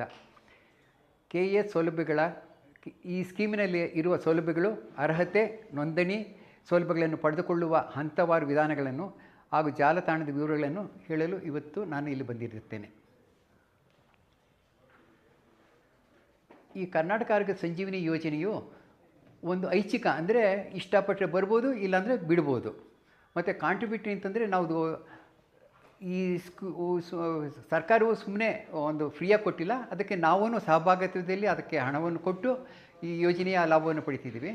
ಕಾಂಪ್ರಹೆನ್ಸಿವ್ ಅಂತಂದರೆ ನಾವು ತುಂಬ ಇದರಲ್ಲಿ ಇನ್ಪೇಷೆಂಟು, ಔಟ್ಪೇಷೆಂಟು, ಸರ್ಜಿಕಲ್ಲು, ಹೈ ಎಂಡ್ ಇದು, ಇನ್ನು ಬಿಡುಗಡೆ ಆಗಿಲ್ದಿರೋ ಹೊಸದಾಗಿ ಬರೋ ರಿಸರ್ಚ್ ಇವುಗಳದ್ದು, ಔಟ್ಪೇಷೆಂಟು, ಆಮೇಲೆ ವಾರ್ಷಿಕ ಆರೋಗ್ಯ ತಪಾಸಣೆ ಎಲ್ಲನೂ ಸೇರಿಕೊಂಡಿರ್ತದೆ. ಮತ್ತು ಆಯುಷು, ನ್ಯಾಚುರೋಪತಿ, ಮತ್ತು ನಾವು ಬೇರೆ ಕಡೆ ಇದ್ದಾಗ ಮತ್ತು ಎಲ್ಲ ಕಾಯಿಲೆ ಇದು ಔಟ್ಪೇಷೆಂಟ್ ಮೆಡಿಸಿನ್ಸು, ಎಲ್ಲ ಥರದ ಔಷಧಿಗಳು ಎಲ್ಲವನ್ನೂ ದುಡ್ಡು ಖರ್ಚು ಮಾಡ್ದೇ ಹಾಗೆ ಬರೋಂಥದ್ದು. ಮೆಡಿಕಲ್ ಏಡ್ಸು ಅಂದರೆ ಕನ್ನಡಕಗಳು, ಕಿವಿಗೆ ಹಾಕ್ಕೊಳ್ಳೋ ಸಾಧನಗಳು, ವೀಲ್ ಚೇರ್ಗಳು, ಮತ್ತು ವಿಶೇಷ ಅಂಗವಿಕಲರಿಗೆ ಬೇಕಾಗಿರೋ ಎಲ್ಲ ಥರದ ಸೌಲಭ್ಯಗಳು ಎಲ್ಲವನ್ನೂ ಸೇರಿಸ್ಕೊಂಡಿರೋದಕ್ಕೆ ಕಾಂಪ್ರಿಹೆನ್ಸಿವ್ ಅನ್ನೋ ಪದ ಹಾಕ್ಕೊಂಡಿದ್ವಿ. ಇವೆಲ್ಲ ಪಡಿಬೇಕಾಗಿದ್ದಾಗ ನಾವು ಯಾವ ಒಂದು ನಯ ಪೈಸೆನೂ ಖರ್ಚು ಮಾಡಬೇಕಾಗಿಲ್ಲ. ಅಂದರೆ ಕಾಂಟ್ರಿಬ್ಯೂಷನ್ ಬಿಟ್ಟು ಬೇರೆ ಥರದ ಖರ್ಚುಗಳು ಯಾವುದೂ ಇರೋದಿಲ್ಲ. ಇಡೀ ಇದು ರಾಜ್ಯ ಸರ್ಕಾರಿ ಎಲ್ಲ ನೌಕರರಿಗೂ, ಅವರ ಕುಟುಂಬದವರಿಗೂ, ಮತ್ತು ಡಿಪೆಂಡೆಂಟ್ ಫ್ಯಾಮಿಲಿ ಮೆಂಬರ್ಸ್ ಅಂತಂದರೆ ಅವ್ರ ಮನೆಯಲ್ಲಿರುವಂಥ ಅವ್ರ ಮೇಲೆ ಅವಲಂಬಿತ ಮಕ್ಕಳು ಅಥವಾ ಯಾರಾದರೂ ಇರ್ಬೋದು. ಇವ್ರು ಹೇಳಿರ್ತಾರೆ ಯಾರ್ಯಾರು ಕೊಡ್ತಾರೆ ಅಂತ. ಇವುಗಳನ್ನೆಲ್ಲ ಪಡಿಬೇಕಾಗಿದ್ದರೆ 2 ಥರದ ಆಸ್ಪತ್ರೆಗಳಿರುತ್ತೆ, ಒಂದು ಗೌರ್ಮೆಂಟು ಮತ್ತು ಪ್ರೈವೇಟು. ಗೌರ್ಮೆಂಟ್ಗಾದರೂ ಹೋಗ್ಬೋದು, ಪ್ರೈವೇಟ್ಗಾದರೂ ಹೋಗ್ಬೋದು. ಅದು ಪೂರ್ತಿ ನೌಕರಿ ಇಷ್ಟ. ಇಂಥ ಕಡೆಯೂ ಹೋಗಿ ಅಂತ ಎಲ್ಲೂ ಏನೂ ಹೇಳೋಲ್ಲ, ಯಾರೂ ಹೇಳಲ್ಲ. ಈ ಸ್ಕೀಮನ್ನು, ಈ ಯೋಜನೆಯನ್ನು ಅನುಷ್ಠಾನ ಮಾಡಲು DPR ಅವರು FD ಮತ್ತು ಹೆಲ್ತ್ ಆ್ಯಂಡ್ ಫ್ಯಾಮಿಲಿ ವೆಲ್ಫೇರ್ ಅವರಿಬ್ಬರ ಸಹಯೋಗದಲ್ಲಿದ್ದಿದ್ದೇ ಸ್ಟಾರ್ಟ್ ಮಾಡಿದ್ದಾರೆ. ಈ ಯೋಜನೆ ಪೂರ್ಣ ಪ್ರಮಾಣದಲ್ಲಿ ಅನುಷ್ಠಾನಗೊಂಡಾಗ outpatient, day care facilities, AYUSH system ಮತ್ತು ಕರ್ನಾಟಕ ಇವೆಲ್ಲವನ್ನು ಬರೋದಕ್ಕೆ ಒಂದು ಕರ್ನಾಟಕ ಆರೋಗ್ಯ ಸಂಜೀವಿನಿ ಯೋಜನೆ ಅಂತ ಸ್ಟಾರ್ಟ್ ಮಾಡಿರ್ತಾರೆ. ಇದನ್ನು ಮಾಡಲು ಒಂದು ವಿಶೇಷ ಘಟಕ ಕಾಸ್ ಸೆಲ್ ಅನ್ನೋದನ್ನು ಸುವರ್ಣ ಆರೋಗ್ಯ ಸುರಕ್ಷಾ ಟ್ರಸ್ಟಲ್ಲಿ ಇದ್ದಿದ್ದೇ ಸ್ಥಾಪಿಸಿದ್ದಾರೆ. ಈ ಯೋಜನೆ ಒಂದು ರಿಯಾಲಿಟಿ ಅಂತಂದರೆ ನಿಜವಾಗ್ಲೂ ಬರೋಕ್ಕೆ ಕಾರಣ ಇದ್ದಿದ್ದೆ ಷಡಕ್ಷರಿ ಸರ್ ಅವರು ತೆರೆಯ ಹಿಂದೆ ನಿಂತ್ಕೊಂಡು ಸುಮಾರು 3-4 ವರ್ಷದಿಂದ ಕಷ್ಟಪಟ್ಟು ಇವಾಗಿದ್ದಿದ್ದೇ ಅದು ಬರೋ ಥರ ಮಾಡ್ಕೊಂಡಿರ್ತಾರೆ. ಈ ಸ್ಕೀಮಲ್ಲಿ ಏನೇನು ಫೆಸಿಲಿಟೀಸ್ ಬರುತ್ತೆ ಅಂತ ಇಲ್ಲಿ 2 ಥರ ಇದೆ. ಒಂದು ಸದ್ಯಕ್ಕೆ ಬರೋದು ಪೂರ್ತಿ ಸ್ಕೀಮಲ್ಲಿ ಏನೇನು ಬರುತ್ತೆ ಅಂತ. ಇವಾಗ ಸ್ಕೀಮಲ್ಲಿ ಬರೋದು ಏನೇನು ಅಂತಂದರೆ ಎಮರ್ಜೆನ್ಸಿ, ಆಕ್ಸಿಡೆಂಟು, ಇದಕ್ಕೆ 1 ಕೋಟಿ ರೂಪಾಯಿ ಖರ್ಚಾಗ್ಬೋದು, ಎಷ್ಟಾದರೂ ಖರ್ಚಾಗ್ಬೋದು. ಅಷ್ಟು ದುಡ್ಡು ಬರೋ ಹಂಗಿರುತ್ತೆ.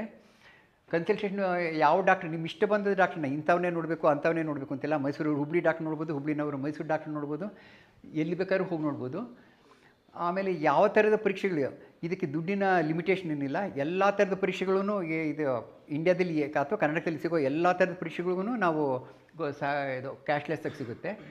ಔಟ್ ಪೇಷೆಂಟ್ ಟ್ರೀಟ್ಮೆಂಟು, ಯಾರಾದರೂ ಎಲ್ಲಾದರೂ ಬಿದ್ದರೆ ಅಥವಾ ಒಂದು ಇದ್ಯಾವುದು ಏನೇ out patient treatment, out patient treatment ಅದಕ್ಕೂ ಕೊಡ್ತಾರೆ. ಇನ್ ಪೇಷಂಟ್ ಟ್ರೀಟ್ಮೆಂಟು ಯಾವುದೇ ಥರದ ಕಾಯಿಲೆ. ಆಮೇಲೆ ಸರ್ಜಿಕಲ್ ಪ್ರೊಸೀಜರ್ಸಲ್ಲಿ ಇದು ಹಾರ್ಟ್ ಆಪ್ರೇಷನ್ ಆಗಿದಾಗ ಇಂಪ್ಲಾಂಟ್ಸ್ ಅಂತೆಲ್ಲ ಸ್ಟೆಂಟ್ಸ್ ಅಂತೆಲ್ಲ ಬರುತ್ತಲ್ಲ ಅದನ್ನು ಕೊಡ್ತಾರೆ. Robotic procedure mostly even CGHS ಅಲ್ಲೂ ರೋಬೋಟಿಕ್ ಪ್ರೊಸೀಜರ್ಸ್ಗೆಲ್ಲ ಅವಕಾಶ ಇಲ್ಲ. ನಮ್ಮ ಸ್ಕೀಮಲ್ಲಿ ಇದ್ದಿದ್ದು ರೋಬೋಟಿಕ್ ಪ್ರೊಸೀಜರ್ಸ್ ನಾನು ಅಳವಡಿಸ್ಕೊಂಡಿದ್ದೀವಿ. ಆಮೇಲೆ ಔಷಧಿಗಳು ಸಿಗುತ್ತೆ, ಡೇ ಕೇರ್ ಪ್ರೊಸೀಜರ್ಸು, ಕೀಮೋಥೆರಪಿ ಅಂದರೆ ಕ್ಯಾನ್ಸರ್ ಬಂದಾಗ ಕೊಡೋ ಕ್ಯಾನ್ಸರ್ ಥೆರಪಿ.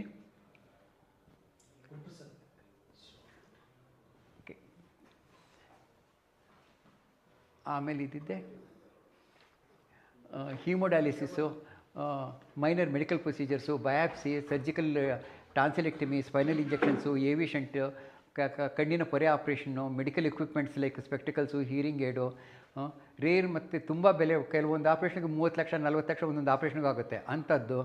ಮತ್ತು ಇನ್ವಿಟ್ರೋ ಫರ್ಟಿಲೈಸೇಷನ್ ಅಂದರೆ ಮಕ್ಕಳು ಆಗದಿರೋರಿಗೆ ಮಕ್ಕಳಾಗೋದಕ್ಕೆ ಅದಕ್ಕೂ ಇದು. ಮತ್ತು ತುಂಬ ದಪ್ಪ ಇರ್ತಾರೆ ಬ್ಯಾರೆಟಿಕ್ ಸರ್ಜರಿ ಅಂತ ಅಂಥವ್ರಿಗೆ, ಅಥವಾ ಕಿವಿ ಕೇಳಿದವ್ರಿಗೆ ಕಾಕ್ಲಿಯರ್ ಇಂಪ್ಲಾಂಟ್ಸ್ ಅಂತ, ನ್ಯೂರೋ ಇಂಪ್ಲಾಂಟ್ಸು, ಅದು ಹೆಚ್ಚುಕಮ್ಮಿ 11 ಲಕ್ಷ ಆಗುತ್ತೆ ಒಂದೊಂದಕ್ಕೂ. ಅವನ್ನೆಲ್ಲನೂ ಕೊಡ್ತಾರೆ. ಪ್ಯಾಲಿಟಿವ್ ಕೇರ್ ಅಂತಂದರೆ ಕಾಯಿಲೆ ಬಂದು ಇನ್ನು ವಾಸಿ ಆಗೋದೇ ಇಲ್ಲ, ಕ್ಯಾನ್ಸರ್ ಬಂದಿರುತ್ತೆ ಅಥವಾ ಒಂದು ಏಡ್ಸ್ ಕಾಯಿಲೆ ಬಂದಿರುತ್ತೆ, ಕಾಯಿಲೆ ವಾಸಿ ಆಗೋದಿಲ್ಲ, ಅಂಥವ್ರು ನೋಡ್ಕೊಳ್ಳೋಕ್ಕೂ ಉಚಿತ ಕ್ಯಾಶ್ಲೆಸ್ ಸೇವೆಗಳನ್ನ ಕೊಡ್ತಾಯಿದ್ದೀವಿ. ಮತ್ತು ಆಯುಷು ಮತ್ತು ನ್ಯಾಚುರೋಪತಿ ಇವನ್ನು ಕೊಡ್ತಾಯಿದ್ದೀವಿ. ಸ್ಪೆಷಲಿ ಏಬಲ್ಡ್ ಅಂತಂದರೆ ವಿಶೇಷಾಂಗದವ್ರಿಗೂ ಸ್ಪೆಷಲ್ ಪ್ರಿವಿಲೇಜಸ್ ಎಲ್ಲನೂ ಈ ಸ್ಕೀಮ್ ಅಡಿಯಲ್ಲಿ ಕೊಡ್ತಾಯಿದ್ದೀವಿ.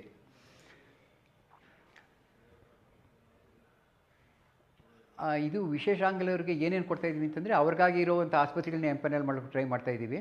ಅವ್ರಿಗೆ ಬೇಕಾಗಿದ್ದು ಉಪಕರಣಗಳು, ಇದು ವೀಲ್ ಚೇರು ಅಂಥದ್ದು ಏನಾದರೂ ಬೇಕಾಗಿರೋ ಅದನ್ನು ಕೊಡ್ತಾ ಇರ್ತೀವಿ.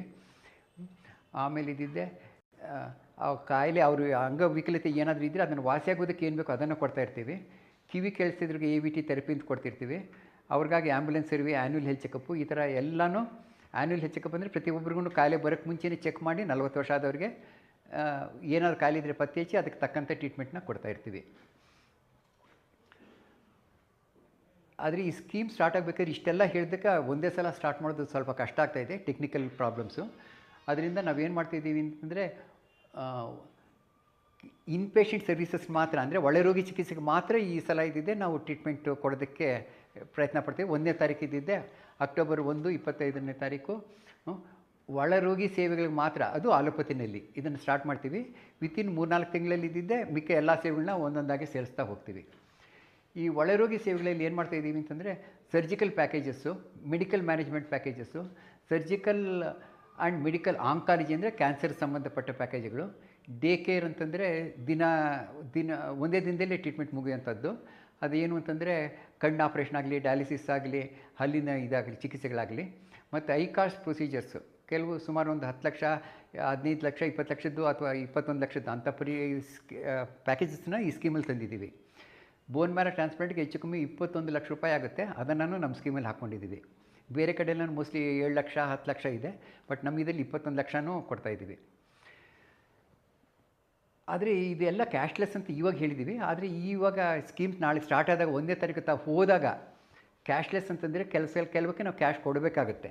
ಕ್ಯಾಶ್ ಯಾತಕ್ಕೆ ಕೊಡಬೇಕು ಅಂತಂದರೆ ಈ ಸ್ಕೀಮ್ ಸ್ಟಾರ್ಟ್ ಆಗಿರೋದು ಫೇಸ್ 1 ಅಂತ. ಫೇಸ್ 1ನಲ್ಲಿ ಬರೀ ಒಳ ರೋಗಿಗಳಿಗೆ ಮಾತ್ರ ಸ್ಟಾರ್ಟ್ ಆಗಿದೆ, ಹೊರ ರೋಗಿದಾಗ ನಾವು ಸ್ಟಾರ್ಟ್ ಮಾಡಿಲ್ಲ. ಇದು ಡಾಕ್ಟರ್ ಸಮಾಲೋಚನೆ, ಡಯಾಗ್ನೋಸ್ಟಿಕ್ಸು, ಔಷಧಿಗಳು, ಆ್ಯಂಬುಲೆನ್ಸು, ಮೆಡಿಕಲ್ ಏಡ್ಸು, ಮೆಡಿಕಲ್ ಅಪ್ಲೈನ್ಸಸ್ಸು ಇವಕ್ಕೆಲ್ಲನೂ ನಾವು ದುಡ್ಡು ಕೊಡಬೇಕು. ದುಡ್ಡು ಕೊಟ್ಟು ಡಯಾಗ್ನೋಸಿಸ್ ಕನ್ಫರ್ಮ್ ಆಗಿ ಇನ್ಪೇಷಂಟ್ ಆದಾಗ ಕ್ಯಾಶ್ಲೆಸ್ ಆಗಿ ಸಿಗ್ತಾಯಿದೆ.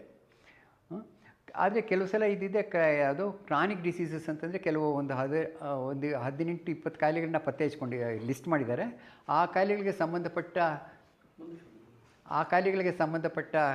ಔಷಧಿಗಳಿಗೆ ಸಂಬಂಧಪಟ್ಟ ಕನ್ಸಲ್ಟೇಷನ್ ಆಗಲಿ, ಇನ್ವೆಸ್ಟಿಗೇಷನ್ಸ್ ಆಗಲಿ, ಔಷಧಿಗಳಾಗಲಿ ಅದಕ್ಕೆಲ್ಲ ರೀಂಬರ್ಸ್ಮೆಂಟ್ ಸಿಗುತ್ತೆ.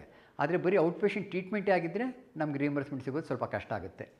ಈ ಫೇಸ್ 1ನಲ್ಲಿ. ಫೇಸ್ 2ನಲ್ಲಿ ಅವೆಲ್ಲ ಸಿಗುತ್ತೆ.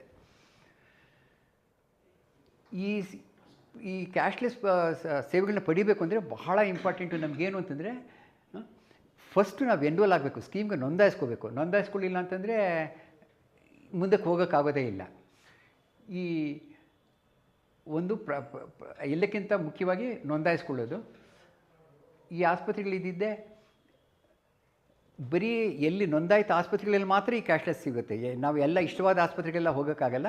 ಯಾವುದು ಆಸ್ಪತ್ರೆಗಳು ನೋಂದಾಯಿತವಾಗಿರುತ್ತೋ ಅಂಥ ಆಸ್ಪತ್ರೆಗಳು ಮಾತ್ರ ನಾವು ಹೋದಾಗ ಕ್ಯಾಶ್ಲೆಸ್ ನಗದುರಹಿತ ಸೇವೆಗಳು ಸಿಗುತ್ತೆ.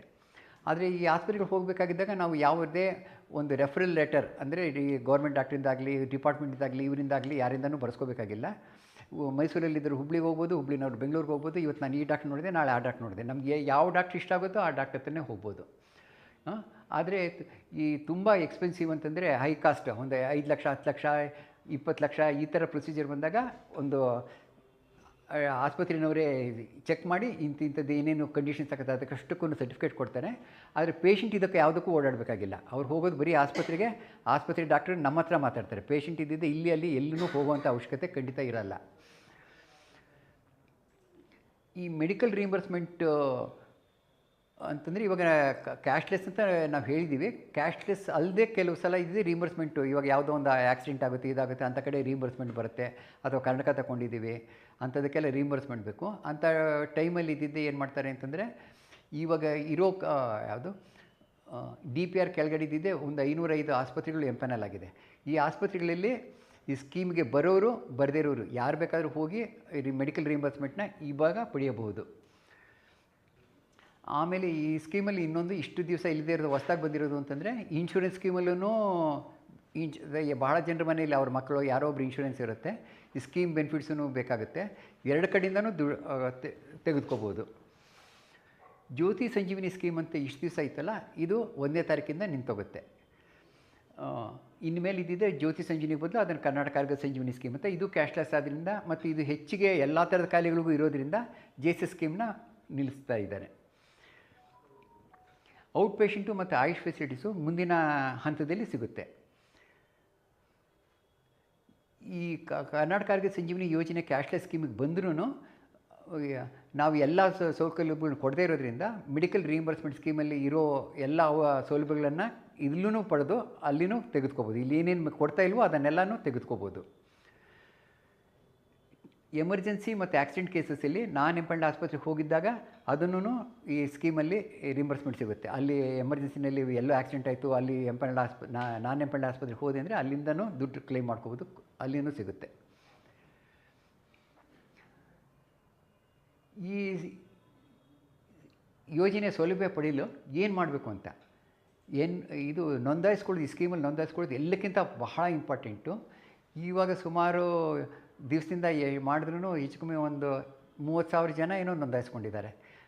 ದಯವಿಟ್ಟು ಎಲ್ಲರೂ ನೋಂದಾಯಿಸ್ಕೊಳ್ಳಿಲ್ಲ ಅಂತಂದರೆ ಬಹಳ ತೊಂದರೆ ಆಗುತ್ತೆ. ಯಾಕೆಂತಂದರೆ ಬಹಳ ಸಲ ಇದ್ದಿದ್ದೆ ಎಮರ್ಜೆನ್ಸಿನಲ್ಲಿ ತಕ್ಷಣ ಇಲ್ಲಿ ಓಡ್ತೀರಾ ಅಲ್ಲಿ ಓಡ್ತೀರಾ, ಬಟ್ ಯಾವುದು ಸಿಸ್ಟಮ್ ಕೆಲಸ ಮಾಡಲ್ಲ, ಇವ್ರು ರಜಾ ಹೋಗಿದ್ದಾರೆ ಅವ್ರು ರಜಾ ಹೋಗಿದ್ದಾರೆ ಅಂತ ಬಹಳ ತೊಂದರೆ ಆಗುತ್ತೆ.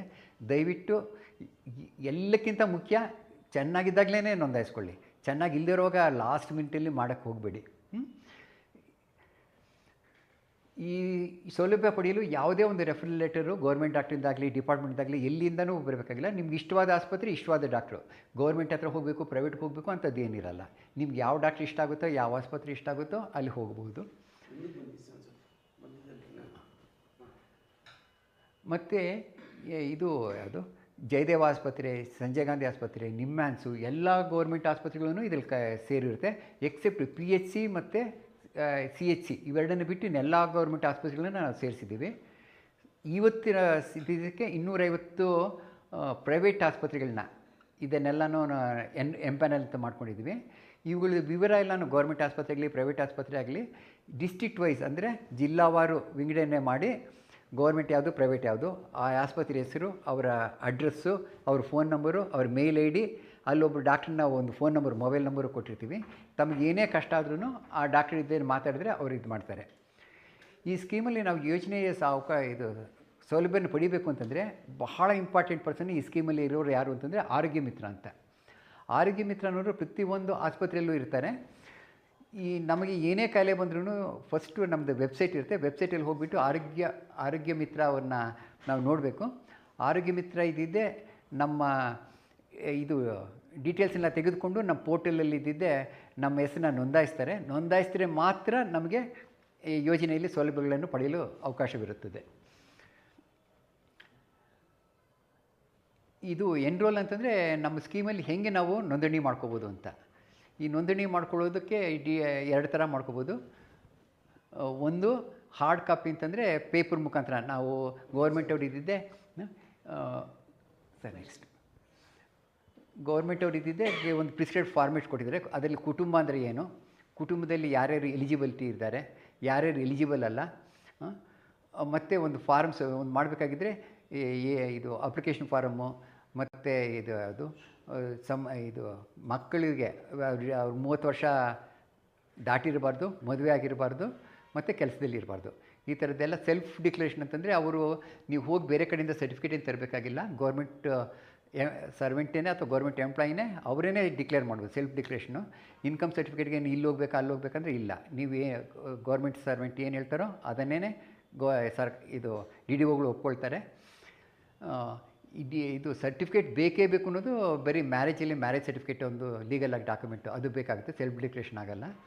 ನೆಕ್ಸ್ಟ್ ಇದು ಯಾವುದು ಡಿಸಬಿಲಿಟಿ ಸರ್ಟಿಫಿಕೇಟು ಅದನ್ನು ಸರ್ಕಾರದಿಂದನೇ ಪಡಿಬೇಕಾಗುತ್ತೆ, ಸೆಲ್ಫ್ ಡಿಕ್ಲರೇಷನ್ ಆಗಲ್ಲ.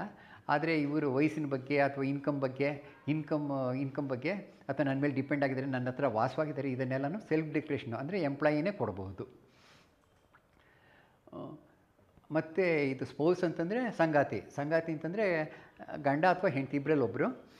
ಇವರು ಇಂಥ ಕಡೆನೇ ಅವ್ರ ಜೊತೆಗೆ ಯಾರು ಇಬ್ಬರು ಜೊತೆಗೆ ಇರಬೇಕು ಅಂತೇನಿಲ್ಲ, ಬೇರೆ ಬೇರೆ ಊರಲ್ಲಿದ್ದರೂ ಪರವಾಗಿಲ್ಲ, ಅವ್ರಿಗೆ ಎಷ್ಟು ಇನ್ಕಮ್ ಬಂದರೂ ಪರವಾಗಿಲ್ಲ. ಆದರೆ ಅವ್ರಿಗೆ ಒಂದೇ ಒಂದು ಕಂಡೀಷನು, ಸಂಗಾತಿ ಇದ್ದಿದ್ದೆ ಬೇರೆ ಕಡೆಯಿಂದ ಇನ್ಶೂರೆನ್ಸ್ ಸೌಲಭ್ಯಗಳನ್ನ ಪಡಿತಿರಬಾರ್ದು ಅಂತ ಒಂದು ಸೆಲ್ಫ್ ಡಿಕ್ಲರೇಷನ್. ಎಗೇನ್ ಅದಕ್ಕೆ ಸರ್ಟಿಫಿಕೇಟ್ ಆಗಲಿ ಇಲ್ಲಿಂದ ತನ್ನಿ ಅಲ್ಲಿಂದ ತನ್ನಿ ಅಂತೆಲ್ಲ ಡಿಕ್ಲರೇಷನ್ ಗೌರ್ಮೆಂಟ್ ಎಂಪ್ಲಾಯಿ ಕೊಟ್ಟರೆ ಸಾಕು, ಅವ್ರು ಯಾವ ಸೌಲಭ್ಯಗಳನ್ನು ಪಡಿತಾ ಇಲ್ಲ ಅಂತ ಒಂದು ಸರ್ಟಿಫಿಕೇಟು ಸೆಲ್ಫ್ ಡಿಕ್ಲರೇಷನ್ ಕೊಟ್ಟರೆ ಸಾಕು. ತಂದೆ ತಾಯಿಗಳಿಗಿದ್ದಿದ್ದೆ ತಿಂಗಳಿಗೆ 27,000ಕ್ಕಿಂತ ಹೆಚ್ಚಿಗೆ ವರಮಾನ ಇದ್ದರೆ ಆಗಲ್ಲ, ಅದಕ್ಕಿಂತ ಕಮ್ಮಿ ಇದೆ ಅಂತ ಡಿಕ್ಲರೇಷನ್ ಕೊಡೋದು ಎಗೇನ್ ಗೌರ್ಮೆಂಟ್ ಎಂಪ್ಲಾಯಿನೇ ಕೊಡ್ತಾರೆ, ಸರ್ಕಾರಿ ನೌಕರೇ ಕೊಡ್ತಾರೆ. ನನಗೆ ನಮ್ಮ ತಂದೆ ತಾಯಿಗೆ ಇಷ್ಟೇ ಬರ್ತಾಯಿದೆ ಅಂತ ಅದನ್ನೇ DDO ಅವರು ಒಪ್ಕೊಳ್ಬೇಕಾಗುತ್ತೆ. ಅಂದರೆ ತಂದೆ ತಾಯಿ ಇಬ್ಬರದು ಸೇರಿಕೊಂಡು 27,000 ಮಾಹ್ಯಾನ ತಿಂಗಳಿಗೆ ಬರುತ್ತೆ ಅಂತ. ಆಮೇಲೆ ಇದು ಯಾವುದು ಮದುವೆ ಆಗಿರೋ ಇದರಲ್ಲಿ ಗಂಡಸಾಗಿದ್ದರೆ ಅವ್ರ ತಂದೆ ತಾಯಿನ ಹಾಕೋಬೋದು, ಹೆಂಗಸರಾಗಿದ್ದರೆ ಮದುವೆ ಆಗಿದ್ದರೆ ಅವ್ರ ತಂದೆ ತಾಯಿನೂ ಅವ್ರು ಹಾಕೋಬೋದು. ಆದರೆ ಅವ್ರು ಡಿಪೆಂಡೆಂಟ್ ಅಂದರೆ ಅವ್ರ ಮನೇಲಿ ಇರಬೇಕು ಅಂತ ಒಂದು ಸೆಲ್ಫ್ ಡಿಕ್ಲರೇಷನ್ ಕೊಡಬೇಕಾಗುತ್ತೆ. ಅವ್ರ ತಿಂಗಳ ಇನ್ಕಮ್ಮು 22,000 ದಾಟಲ್ಲ ಅಂತ ಒಂದು ಕೊಡಬೇಕಾಗುತ್ತೆ. ಮಕ್ಕಳಿಗೆ ಇದ್ದರೆ 30 ವರ್ಷ ಮದುವೆ ಆಗಿರಬಾರ್ದು, ಕೆಲಸ ಇರಬಾರ್ದು ಅಷ್ಟೇ. 30 ವರ್ಷ ದಾಟಿದರೆ ಹೆಣ್ಮಗುವಾಗಲಿ ಗಂಡು ಮಗುವಾಗಲಿ ಆಗಲ್ಲ. ಮಕ್ಕಳಾಗಿದ್ದರೆ ಹೆಣ್ಮಗು ಆಗಿದ್ದರೆ ಅವ್ರಿಗೂ 30 ವರ್ಷ ಮದುವೆ ಕೆಲಸ ಅಷ್ಟೇ ಇರುತ್ತೆ. ವಿಡೋಡ್ ಅಂತಂದರೆ ವಿಧವೆಯರಾಗಿದ್ದರೆ ಅಥವಾ ಡೈವೋರ್ಸ್ಡ್ ಮಕ್ಕಳಿದ್ದರೆ ಅವ್ರಿಗೆ ಏಜ್ ರಿಸ್ಟ್ರಿಕ್ಷನ್ಸ್ ಇರಲ್ಲ, ಒಂದು ಸರ್ಟಿಫಿಕೇಟು ನನ್ನ ಮೇಲೆ ಡಿಪೆಂಡ್ ಆಗುತ್ತೆ ಅಂತ ಕೊಟ್ಟರೆ ಸಾಕು, ಮತ್ತು ಎಲ್ಲೂ ಕೆಲಸ ಮಾಡ್ತಾಯಿಲ್ಲ ಅಂತ. ಮತ್ತು ಇದು ಫಿಸಿಕಲ್ ಆರ್ ಮೆಂಟಲ್ ಡಿಸಬಿಲಿಟಿ ಇದ್ದವ್ರಿಗಿದ್ದಿದ್ದೆ without age restriction government certificate ಕೊಟ್ಟರೆ ದೇ ವಿಲ್ ಬಿ ಈ ಸ್ಕೀಮಿನ ಯೋಜನೆಯಲ್ಲಿ ನೋಂದಾಯಿಸ್ಕೋಬೋದು. ಎನ್ರೋಲ್ಮೆಂಟ್ ಹೆಂಗೆ ಮಾಡ್ತಾರೆ ಅಂತಂದರೆ ತಾವು ತಮ್ಮ ಜಿಲ್ಲೆಯಲ್ಲಿ ಅಥವಾ ತಮ್ಮ ಆಫೀಸಲ್ಲಿರುವ DDO ಅಂತ ಇರ್ತಾರಲ್ಲ ಅವ್ರಿಗಿದ್ದಿದೆ ಒಂದು ಅಪ್ಲಿಕೇಶನ್ ಫಾರಮ್ ಇರುತ್ತೆ, ಅದನ್ನು ಅನೆಕ್ಸ್ಚರ್ ಅಂತಾರೆ self declaration by the employee. ನಾನು ಸ್ಕೀಮ್ ಸೇರ್ತಾಯಿದ್ದೀನಿ, ಬೇರೆ ಇದಿಲ್ಲ ಅಂತ ಏನೋ ಅಲ್ಲಿ ಬರೆದಿರ್ತಾರೆ, ಅಲ್ಲಿ ಒಂದು ಸೈನ್ ಮಾಡಿದ್ರೆ ಸಾಕು. ಸ್ಪೋಸ್ಗೆ ಇದ್ದಿದ್ದೆ ಬೇರೆ ಕಡೆ ಎಲ್ಲೂ ಕೆಲಸ ಮಾಡ್ತಾಯಿಲ್ಲ ಅಂತ. ಡಿಪೆಂಡೆಂಟ್ ಪೇರೆಂಟ್ಸ್ಗೆ ಇದ್ದಿದ್ದೆ ಅವ್ರ ವಾರ್ಷಿಕ ಆದಾಯ ಇಷ್ಟಿದೆ, ನನ್ನ ಜೊತೆಗೆ ವಾಸವಾಗಿದ್ದಾರೆ ಅಂತ ಕೊಡಬೇಕು. ಆಮೇಲೆ ಇನ್ನೇನಾದರೂ ಮುಂದೆ ಮಕ್ಕಳನ್ನ ಅಥವಾ ಯಾರನ್ನಾದ್ರೂ ಒಬ್ಬರು ಸೇರಿಸ್ಬೇಕು ತೆಗಿಬೇಕು ಅಂತಂದರೆ ಅನೆಕ್ಸ್ಚರ್ 5 ಅಂತ. ಇವಿಷ್ಟೂ ಮಾಡಿ ತಮ್ಮ DDO ಕೊಟ್ಟರೆ DDOನವ್ರು ಇದ್ದಿದ್ದೆ ಇದು ಸ್ಕೀಮಲ್ಲಿ ನೋಂದಾಯಿಸ್ತಾರೆ. ನೋಂದಾಯಿಸುವಾಗ ಇವರು ಯಾರು ಬಹಳ ಸಲ DDOಗಳಿಗೆ ಒಂದು ತೊಂದರೆ ಬರ್ತಾಯಿದೆ. ಏನು ತೊಂದರೆ ಅಂತಂದರೆ ಆಧಾರ್ ಕಾರ್ಡಲ್ಲಿರೋ ಹೆಸರೇ ಬೇರೆ ಅಥವಾ ಒಂದು ಸಣ್ಣ ಮಿಸ್ಟೇಕ್, ಎಲ್ಲೋ ಒಂದು ಡಾಟ್ ಇರುತ್ತೆ, ಇದಿರುತ್ತೆ, ಏನೋ ಒಂದು ಹೆಚ್ಚು ಕಮ್ಮಿ ಆಗಿಬಿಟ್ಟು ಎರಡು ಮ್ಯಾಚ್ ಆಗದೆ ಬಹಳ ಸಲ ಕಷ್ಟಪಡ್ತಿರ್ತಾರೆ. ಅದಕ್ಕೆ ಫಸ್ಟು ಆಧಾರ್ ಕಾರ್ಡಲ್ಲಿ ಹೋಗಿಬಿಟ್ಟು ನೀವು ಇಲ್ಲಿ ಯಾವ ಹೆಸರು ಬರೀತಿದ್ರೋ ಅದೇ ಹೆಸರು ಇರೋ ಹಾಗೆ ಆಧಾರ್ ಕಾರ್ಡಲ್ಲಿ ಇದ್ದಂಗಿದ್ದೇ ಹೆಸರಿದ್ದರೆ ಪ್ರಾಬ್ಲಮೇ ಬರೋಲ್ಲ. ಯಾವಾಗ ಆಧಾರ್ ಕಾರ್ಡಲ್ಲಿ ಇದ್ದ ಹೆಸರಿಗೂ ಇದಕ್ಕೂ ಡಿಫ್ರೆನ್ಸ್ ಬಂದರೆ ನೀವು ಎನ್ರೋಲ್ ಮಾಡ್ಕೊಂಡು ತುಂಬಾ ಕಷ್ಟಪಡ್ತೀರಾ. ಅದರಿಂದ ಆಧಾರ್ ಕಾರ್ಡಲ್ಲಿರೋ ಹೆಸರಂಗೇ ಇಲ್ಲಿ ಬರೆದ್ರೆ ಯಾವ ಪ್ರಾಬ್ಲಮ್ಸೂ ಇರಲ್ಲ. ನೆಕ್ಸ್ಟ್ ಆಮೇಲೆ ಇದಿದೆ ಲಗತ್ತುಗಳು ಅಂತಂದರೆ ಏನೇನು ಕೊಡಬೇಕು ಅಂತ. ಜೊತೆಗೆ ಒಂದು ಫೋಟೋ ಇದ್ದಿದ್ದೆ ಪಾಸ್ಪೋರ್ಟ್ ಸೈಜ್ದು 50 KB ಅಂತಂದರೆ ತುಂಬ ಸೈಜ್ ಚಿಕ್ಕದಾಗಿರಬೇಕು. 5 ವರ್ಷದಕ್ಕಿಂತ ಚಿಕ್ಕ ಮಕ್ಕಳಾಗಿದ್ದರೆ ಅವ್ರಿಗೆ ಫೋಟೋ ಅವಶ್ಯಕತೆ ಇರಲ್ಲ, ಮತ್ತು ಆಧಾರ್ ಕಾರ್ಡ್ನ ಅವಶ್ಯಕತೆಯೂ ಇರಲ್ಲ. ಆಧಾರ್ ಕಾರ್ಡ್ ಇದ್ದಿದ್ದೆ ಪ್ರತಿಯೊಬ್ಬರಿಗೂ ಕೊಡಬೇಕು, ಎಕ್ಸೆಪ್ಟ್ 5 ವರ್ಷಕ್ಕಿಂತ ಚಿಕ್ಕದ ಮಕ್ಕಳು ಕೊಡಬೇಕಾಗಿಲ್ಲ. Pay slip of the employee ಅಂತಂದರೆ ಅವರ ಸಂಬಳದ ಚೀಟಿ ಕೊಡಬೇಕಾಗುತ್ತೆ. ಲೀಗಲ್ ಡಾಕ್ಯುಮೆಂಟ್ ಅಂತಂದರೆ ಮಕ್ಕಳನ್ನ ಯಾರಾದರೂ ಅಡಾಪ್ಟ್ ಮಾಡ್ಕೊಂಡಿದ್ರೆ, ಮದುವೆ ಆಗಿದ್ದರೆ, ಡಿಸೇಬಿಲಿಟಿ, ಇನ್ಕಮ್ಮು. ಈ ಇನ್ಕಮ್ಗೆ ಸರ್ಟಿಫಿಕೇಟ್ ಏನು ಬೇಕಾಗಲ್ಲ. ಇದು ಯಾವುದು ಅಡಾಪ್ಷನ್ನು, ಮ್ಯಾರೇಜು, ಡಿಸೇಬಿಲಿಟಿ ಇವೆರಡೂ ಇಂಪಾರ್ಟೆಂಟು. ಇನ್ಕಮ್ಗೆ ಸೆಲ್ಫ್ ಡಿಕ್ಲರೇಷನ್ನು ಎಂಪ್ಲಾಯಿ ಕೊಟ್ಟರೆ ಸಾಕಾಗುತ್ತೆ. ಇದನ್ನು ಮೊಬೈಲಲ್ಲೂ ಇಷ್ಟು ಡಾಕ್ಯುಮೆಂಟ್ಸನ್ನು ನಾವು ಸಬ್ಮಿಟ್ ಮಾಡ್ಬೋದು. ಅದೇ ಮೊಬೈಲ್ಗಿಂತನೂ ಡಿ ಒ ಹತ್ರ ಕೊಟ್ಟರೆ ತುಂಬ ಈಸಿಯಾಗಿ ಸುಲಭವಾಗಿ ಆಗುತ್ತೆ. ಆಮೇಲೆ ಸ್ಮಾರ್ಟ್ ಕಾರ್ಡ್ ಕಾಸ್ಟ್ ಕಾರ್ಡ್ ಕೊಡಿ ಅಂತ ಗೌರ್ಮೆಂಟವರು ಆದೇಶ ಕೊಟ್ಟಿದ್ದಾರೆ. ಇದನ್ನು ಶೀಘ್ರದಲ್ಲೇ ಕೊಡ್ತಾನೂ ಇದ್ದೀವಿ, ಅದಕ್ಕೆ ಕೆಲಸ ಪ್ರಾರಂಭಿಸಿದ್ದೀವಿ. ಬಟ್ ಈ ಸ್ಮಾರ್ಟ್ ಕಾರ್ಡಿಂದ ನಮಗೇನಾದರೂ ಹೆಚ್ಚಿಗೆ ಪ್ರಯೋಜನ ಬರುತ್ತೆ ಅಂದರೆ ಮೋಸ್ಟ್ಲಿ ಏನೂ ಬರಲ್ಲ. ಕಾರ್ಡಲ್ಲಿ ಏನು ಬರ್ತಿರ್ತಾರೆ ಅಂದರೆ KGID number, unique ID number, ಮತ್ತು ರಿಜಿಸ್ಟರ್ಡ್ ಫೋನ್ ನಂಬರ್, HRMS ಅಂತ ಇರ್ತಲ್ಲ ಅದರಲ್ಲಿರೋ ನಂಬರು, ಆಧಾರ್ ನಂಬರು, ಇಷ್ಟನ್ನೇ ಹಾಕಿರೋದು. ಇಷ್ಟು ನಂಬರ್ ನನಗೆ ಚೆನ್ನಾಗಿ ಗೊತ್ತಿದ್ದರೆ ನಾವು ಸೀದಾ ಆಸ್ಪತ್ರೆಗೆ ಹೋಗ್ಬೋದು.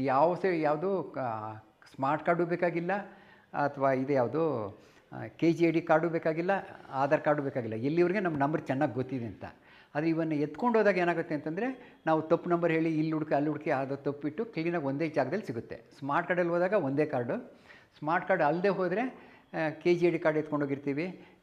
DDನವರು ಇದ್ದಿದ್ದೆ ಸೈನ್ಡ್ ಡಿಜಿಟಲಿ ಸೈನ್ಡ್ ಒಂದು ಬೆನಿಫಿಷರಿ ಇದು ಯುನಿಕ್ ID ಕೊಟ್ಟಿರ್ತಾರೆ, ಅದನ್ನು ಎತ್ಕೊಂಡು ಹೋಗಬೇಕು. ಮತ್ತು ಆಧಾರ್ ಕಾರ್ಡು ನಮ್ದು ಎತ್ಕೊಂಡೋಗಿರಬೇಕು. ಆಧಾರ್ ಕಾರ್ಡ್ನೂ ಎತ್ಕೊಂಡೋಗ್ಬೇಕು. ಇಷ್ಟನ್ನು ಎತ್ಕೊಂಡು ಹೋದರೆ ಅಲ್ಲಿ ರಿಜಿಸ್ಟರ್ ಆಗ್ಬೋದು. ಇಲ್ಲಾಂತೇಳಿ ರಿಜಿಸ್ಟರ್ ಮಾಡ್ಕೊಳ್ಳೋದು ಸ್ವಲ್ಪ ಕಷ್ಟ ಆಗುತ್ತೆ. ಆಮೇಲೆ ಕಾಂಟ್ರಿಬ್ಯೂಷನು ಇದ್ದಿದ್ದೆ ಗ್ರೂಪ್ ಮೇಲೆ ಹಾಕಿದ್ದಾರೆ. ಗ್ರೂಪ್ ಎನವರು ₹1000, ಗ್ರೂಪ್ ಬಿನವರು ಇದ್ದಿದ್ದು ₹500, ಗ್ರೂಪ್ ಸಿನವರು ₹350, ಗ್ರೂಪ್ ಡಿನವರು ₹250 ಕೊಡ್ತಾರೆ. ಕಾಂಟ್ರಿಬ್ಯೂಷನ್ನ ಪ್ರತಿ ತಿಂಗಳೂ ಅವರ ಮಾಸಿಕವಾಗಿ DD1ಅವರೇ ಡಿಡಕ್ಟ್ ಮಾಡಿ ಇದು ಹೆಡ್ ಆಫ್ ದಿ ಅಕೌಂಟ್ಗೆ ಅವ್ರು ಕಟ್ಟಿರ್ತಾರೆ. ಒಂದು ಸಲ ನಾವು ಕನ್ಸೆಂಟ್ ಕೊಟ್ಟ ಮೇಲೆ ಆಟೋಮೆಟಿಕಾಗಿ ಪ್ರತಿ ತಿಂಗಳು ಆಗ್ತಾಯಿರುತ್ತೆ. ಫಿಕ್ಸೆಡ್ ಮೆಡಿಕಲ್ ಅಲೋವೆನ್ಸ್ ಅಂತ ಇವಾಗ ಏನು ಬರ್ತಾಯಿದೆ ಅದ್ರ ಬಗ್ಗೆ ಹೆಚ್ಚಿನ ಮಾಹಿತಿ ಇಲ್ಲ. ಇನ್ನೂ ಅದು ಸರ್ಕಾರದ ಪರಿಶೀಲನೆಯಲ್ಲಿದೆ. ಬಂದ ಮೇಲೆ ಅದು ನಮ್ಗೆ ತಿಳಿಯುತ್ತೆ. ಆಮೇಲೆ ವಾರ್ಡ್ಗಳು, private ward, semi private ward, general ward ಅಂತಿರುತ್ತೆ. ಪ್ರೈವೇಟ್ ವಾರ್ಡ್ಗೆ ಇದ್ದಿದ್ದೆ ಗ್ರೂಪ್ A ಮತ್ತು B ಕೊಡ್ತಾರೆ. ಗ್ರೂಪ್ ಸಿನವ್ರು ಇದ್ದಿದ್ದೇ ಸೆಮಿ ಪ್ರೈವೇಟು, ಗ್ರೂಪ್ ಡಿನವ್ರಿಗೆ ಜನರಲ್ ವಾರ್ಡ್ ಕೊಡ್ತಾರೆ. ಆಮೇಲೆ ಇದ್ದಿದ್ದೆ ತಮ್ಗೆ ಏನೇ ಡೌಟ್ ಬಂದ್ರೂ ದಿನದ 24 ಗಂಟೆನಲ್ಲೂ ಹೆಲ್ಪ್ಲೈನ್ ಅಂತ ಇರುತ್ತೆ. ನಂಬರ್ ಬರೆದಿದ್ದೀವಿ 1800-425-8330. ಇದು ಟೋಲ್ ಫ್ರೀ ಆಗಿರುತ್ತೆ. ಈ 24 ಗಂಟೆಯಲ್ಲಿ ಯಾವಾಗ ನಿಮ್ಮ ಸ್ಕೀಮ್ ಬಗ್ಗೆ ಏನೇ ವಿಷಯ ಕೇಳಿದ್ರೂ ಇವರು ಉತ್ತರ ಕೊಡ್ತಾರೆ. ಆಮೇಲೆ ಸ್ಕೀಮಲ್ಲಿರೋ ಎಲ್ಲ ಆಸ್ಪತ್ರೆಗಳ ಹೆಸರು, ಫೋನ್ ನಂಬರು, ಮೇಲ್ ID, ಯಾವ ಡಾಕ್ಟ್ರ್ ಹೆಸರು, ಯಾವ ಡಾಕ್ಟರ್ ಮಾತಾಡಬೇಕು ಅವ್ರ ನಂಬರು, ಪ್ರತಿಯೊಂದನ್ನು ಕೊಟ್ಟಿರ್ತೀವಿ. ಮತ್ತು ತಮಗೆ ಸಹಾಯ ಮಾಡುವಂಥ ಆರೋಗ್ಯ ಮಿತ್ರ ಅಂತ ಇರ್ತಾರಲ್ಲ ಅವರ ಹೆಸರನ್ನ, ಅವರ ನಂಬರ್ನ ನಮ್ಮ ವೆಬ್ಸೈಟಲ್ಲಿ ಹಾಕಿರ್ತೀವಿ. ಮತ್ತು ಈ ಸ್ಕೀಮಲ್ಲಿ ಇರಬೇಕಾಗಿದ್ದು ಆಸ್ಪತ್ರೆಗಳ ನೋಂದಣಿಗೆ ಬೇಕಾಗಿದ್ದಾಗಲಿ, MOU ಆಗಲಿ, ಪ್ರತಿಯೊಂದನ್ನು ವೆಬ್ಸೈಟಲ್ಲಿ ಹಾಕಿರ್ತೀವಿ. ತಮಗೆ ಏನಾದರೂ ಒಂದು ಕಂಪ್ಲೇಂಟು, ಗ್ರೀವೆನ್ಸ್ ಏನಾದರೂ ಬಂತು ಅಂತಂದರೆ ಈ ಸ್ಕೀಮ್ ಬಗ್ಗೆ ಯಾವುದೇ ಇದ್ರೂ ಫೋನ್ ನಂಬರ್ 080-2253-6212. ಮೇಲ್ ಮಾಡಬೇಕಾಗಿದ್ದರೆ cbosast@gmail.com ಅಂತ. ತಿರುಗಿ ಏನಾದರೂ ಕಂಪ್ಲೇಂಟ್ಸು ಇದ್ರ ಬಗ್ಗೆ ಯಾವುದು ಎನ್ರೋಲ್ಮೆಂಟ್ ಬಗ್ಗೆ ಏನಾದರೂ ಕಂಪ್ಲೇಂಟ್ ಬಂದರೆ HRMSಲಿರುವ 08022372881 ಅಥವಾ 82 ಇವರಿಗೆ ಫೋನ್ ಮಾಡಿದ್ರೆ ಅವರು ಎನ್ರೋಲ್ಮೆಂಟ್ ಬಗ್ಗೆ ಏನಾದರೂ ಇದ್ದರೆ HRMS ಅವರು ತಿಳಿಸ್ತಾರೆ. ತಾವೇನಾದರೂ ಹೆಚ್ಚಿನ ಮಾಹಿತಿ ತಿಳ್ಕೋಬೇಕು, ರೈಟ್ ಟು ಇನ್ಫಾರ್ಮೇಷನ್ ಆ್ಯಕ್ಟ್ ಮುಖಾಂತರ ತಿಳ್ಕೋಬೇಕು ಅಂತಂದರೆ ಪಬ್ಲಿಕ್ ಇನ್ಫಾರ್ಮೇಷನ್ ಆಫೀಸರ್, ಸುವರ್ಣ ಆರೋಗ್ಯ ಸುರಕ್ಷಾ ಟ್ರಸ್ಟ್, ಆರೋಗ್ಯ ಸೌಧ, 7ನೇ ಫ್ಲೋರು, ಮಾಗಡಿ ರೋಡು, ಬೆಂಗಳೂರು 23. ಅವ್ರ ಫೋನ್ ನಂಬರ್ ಇದ್ದಿದ್ದೆ 22536246. ಮೇಲ್ ಹಿಡಿದಿದ್ದೆ sastdirector@operations@gmail.com ಅಂತ. ಇನ್ನು ನಾನು ಬೇಕಾದ್ರೆ ನನ್ನ ನಂಬರು ಕೊಟ್ಟಿರ್ತೀನಿ 9448457295. ಏನೇ ವಾಟ್ಸಪ್ ಮಾಡಿದ್ರು ಖಂಡಿತ ಉತ್ತರ ಕೊಡ್ತೀನಿ. ಫೋನ್ಗಳು ಸ್ವಲ್ಪ ಕಷ್ಟ ಆಗುತ್ತೆ, ಯಾಕೆಂದರೆ ಬಹಳ ಜನ ಮಾಡೋದ್ರಿಂದ ಎತ್ತಗೊಳ್ಳೋಕ್ಕಾಗಲ್ಲ. ವಾಟ್ಸಪ್ ಮೆಸೇಜ್ ಏನೇ ಬಂದ್ರೂ ನಾವು ಉತ್ತರ ಕೊಡ್ತಾಯಿರ್ತೀವಿ. ನನ್ನ ಫೋನ್ ನಂಬರು 9448457295. ಅಥವಾ ನಂದು ಮೇಲ್ ID ಬೇಕು ಅಂತಂದರೆ KASS project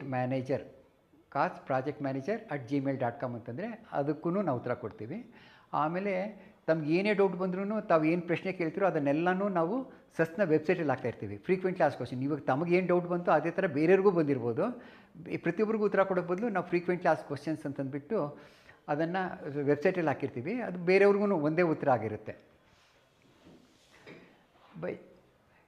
ಇವಾಗ ತಮಗೆ 2 ಥರ ಇದು ಬರುತ್ತೆ. ಒಂದು ಸಲ ಇದ್ದಿದ್ದೆ ಯಾವುದು ತಾವು ಜನರಲ್ ವಾರ್ಡ್ಗೆ ಎಂಟೈಟಲ್ಮೆಂಟ್ ಇರುತ್ತೆ ಅಥವಾ ಸೆಮಿ ಪ್ರೈವೇಟ್ಗೆ ಇರುತ್ತೆ. ಪ್ರೈವೇಟ್ಗೆ ಹೋಗಬೇಕು ಅಂತ ಆಸೆ ಆಗುತ್ತೆ ಯಾವುದೇ ಒಂದು ಕಾರಣಕ್ಕಾಗಿ.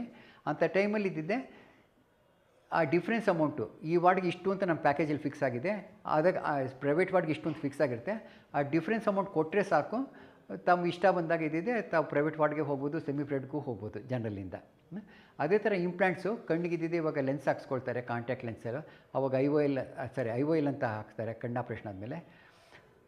ಆವಾಗ ಇದ್ದಿದ್ದೆ ಈ ಲೆನ್ಸ್ ಚೆನ್ನಾಗಿದೆ, ಆ ಲೆನ್ಸ್ ಚೆನ್ನಾಗಿದೆ ಅಂತ ಯಾರೋ ಹೇಳಿರ್ತಾರೆ. ತಮ್ಮ ಮನಸ್ಸಿಗೆ ಇದ್ದಿದ್ದೆ ನನಗಿಂತ ಒಳ್ಳೆ ಲೆನ್ಸೇ ಬೇಕು ಅಂತಂದರೆ ಆ ಡಿಫ್ರೆನ್ಸ್ ಅಮೌಂಟು ನಾವು ಗೌರ್ಮೆಂಟ್ ಅವ್ರಿದ್ದಿದ್ದೆ ಒಂದು 5,800 ರೂಪಾಯಿ ಅಂತೇನೋ ಇಟ್ಟಿರ್ತಾರೆ. ತಮಗಿದ್ದಿದ್ದೆ ಇನ್ನೂ ಒಳ್ಳೆ ಲೆನ್ಸ್ ಬೇಕು ಅಂತಂದರೆ ತಾವು ಆ ಡಿಫ್ರೆನ್ಸ್ ಅಮೌಂಟ್ನ ಕಟ್ಟಿದರೆ ಸಾಕು. ಆದರೆ ಈ ಡಿಫ್ರೆನ್ಸ್ ಅಮೌಂಟ್ ಕಟ್ಟಿದ್ದು ವಾಪಸ್ ಬರೋಲ್ಲ, ರೀಮರ್ಸ್ ಆಗೋಲ್ಲ. ವಾರ್ಡ್ ಕೇಸಸ್ಸಾಗಲಿ ಇದ್ರ ಕೇಸಸ್ ಆಗಲಿ ಡಿಫ್ರೆನ್ಸ್ ಬರೋಲ್ಲ, ವಾಪಸ್ ಬರೋಲ್ಲ. ನೆಕ್ಸ್ಟ್, ಇದು ಎಮರ್ಜೆನ್ಸಿ ಕಂಡೀಷನ್ ಅಂತ. ಎಮರ್ಜೆನ್ಸಿ ಕಂಡೀಷನ್ ಅಂತಂದರೆ ಕರ್ನಾಟಕ ಮೆಡಿಕಲ್ ಅಟೆಂಡೆನ್ಸ್ ರೂಲ್ 1963ನಲ್ಲಿ ಎಮರ್ಜೆನ್ಸಿ ಕಂಡೀಷನ್ಸು ಬರೀ ಒಂದು 6 ಹಾಕಿದ್ದಾರೆ. ಆ ಕಂಡೀಷನ್ಸನ್ನು ಫುಲ್ಫಿಲ್ ಮಾಡೋಕ್ಕೆ ಅಥವಾ ಎಮರ್ಜೆನ್ಸಿಯಿಂದ ಪ್ರೂವ್ ಮಾಡೋಕ್ಕೆ ಆಗೋದೇ ಇಲ್ಲ. ಎಷ್ಟು ಕಷ್ಟವಾಗಿಟ್ಟಿತ್ತು ಅಂದರೆ ಅಷ್ಟು ಕಷ್ಟವಾಗಿತ್ತು. ಅದಕ್ಕೆ ನಾವೇನು ಮಾಡಿದ್ದೀವಿ ಅಂತಂದರೆ ಈ ಸ್ಕೀಮಲ್ಲಿ ಇದ್ದಿದ್ದೆ ಮೋಸ್ಟ್ಲಿ ಎಲ್ಲ ಥರದ ಎಮರ್ಜೆನ್ಸಿನೂ ಈ ಲಿಸ್ಟಲ್ಲಿ ಹಾಕ್ಕೊಂಡ್ಬಿಟ್ಟಿದ್ವಿ. ಇದಲ್ಲದೆ ಇದು ಬೈ ಚಾನ್ಸ್ ಇಲ್ಲ ಅಂತಂದ್ರೂ ಡಾಕ್ಟ್ರ್ ಇದ್ದಿದ್ದೆ ಒಂದು ಎಮರ್ಜೆನ್ಸಿ ಸರ್ಟಿಫಿಕೇಟ್ ಕೊಟ್ಟು ಅದನ್ನು ಒಪ್ಕೋಬೇಕು ಥರ ಮಾಡಿದ್ದೀವಿ. ಇದು ಈ ಲಿಸ್ಟಲ್ಲಿ ತುಂಬ ಲಿಬ್ರಲ್ ಆಗಿದೆ. ನೀವು ಮೋಸ್ಟ್ಲಿ ಯಾವ ಕಾಯಿಲೆಯನ್ನು ಬೇಕಾದ್ರೂ ಎಮರ್ಜೆನ್ಸಿ ಅಂತ ಮಾಡ್ಕೋಬೋದು ಇದರಲ್ಲಿ.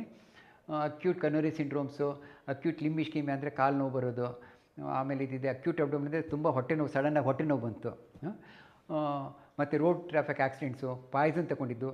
ಈ ಸ್ಕೀಮಲ್ಲಿ ಇದ್ದಿದ್ದೆ ಪಾಯ್ಸನ್ ಆಗಲಿ ಇದಾಗಲಿ ಅಂಥದ್ದನ್ನು ಕವರ್ ಮಾಡ್ತೀವಿ. Acute renal failure, acute abdominal pain, electric shock, any other life threatening condition ಅಂತ ಹಾಕ್ತೀವಿ. ಅಂದರೆ ಜೀವಕ್ಕೆ ಅಪಾಯ ಇರುತ್ತೆ. ಯಾವುದೇ ಕಂಡೀಷನ್ ಬಂದ್ರೂ ನಾವು ಇದ್ದಿದ್ದೆ ಡಾಕ್ಟರ್ ಎಮರ್ಜೆನ್ಸಿ ಸರ್ಟಿಫಿಕೇಟ್ ಕೊಟ್ಟು ಅದನ್ನು ನಾವು ತೆಗೆದುಕೊಳ್ತೀವಿ. ಈ ಎಮರ್ಜೆನ್ಸಿ ಬಂದಾಗಿದ್ದಿದ್ದೆ ಎಂಪ್ಲಾಯ್ಡ್ ಆಸ್ಪತ್ರೆಗೆ ಹೋಗಿದ್ದಾಗ ಕ್ಯಾಶ್ಲೆಸ್ ಟ್ರೀಟ್ಮೆಂಟು ಕೊಡ್ತಾರೆ. ಯಾವುದೇ ಕಾರಣ ಆಗಲಿ ನಮ್ಮಿಂದನೂ ಯಾವ ಪರ್ಮಿಷನು ಇಲ್ಲ, ಏನಿಲ್ಲ. ಫಲಾನುಭವಿ ಹೋದ ತಕ್ಷಣವೇ ಟ್ರೀಟ್ಮೆಂಟ್ ಅದನ್ನು ಕೊಡ್ತಾರೆ.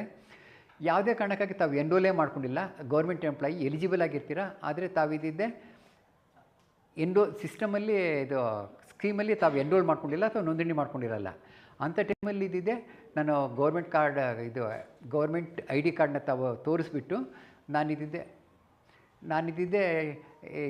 ಡಿಸ್ಚಾರ್ಜ್ ಆಗೋಕ್ಕೆ ಮುಂಚೆನೇ ನೋಂದಣಿ ಮಾಡ್ಕೊಂಡು ಬರ್ತೀನಿ ಅಂತಂದರೆ ಆವಾಗಲೂ ಅವ್ರು ಕ್ಯಾಶ್ಲೆಸ್ ಸೌಲಭ್ಯಗಳನ್ನ ತಮಗೆ ಎಮರ್ಜೆನ್ಸಿನಲ್ಲೂ ಕೊಡ್ತಾರೆ.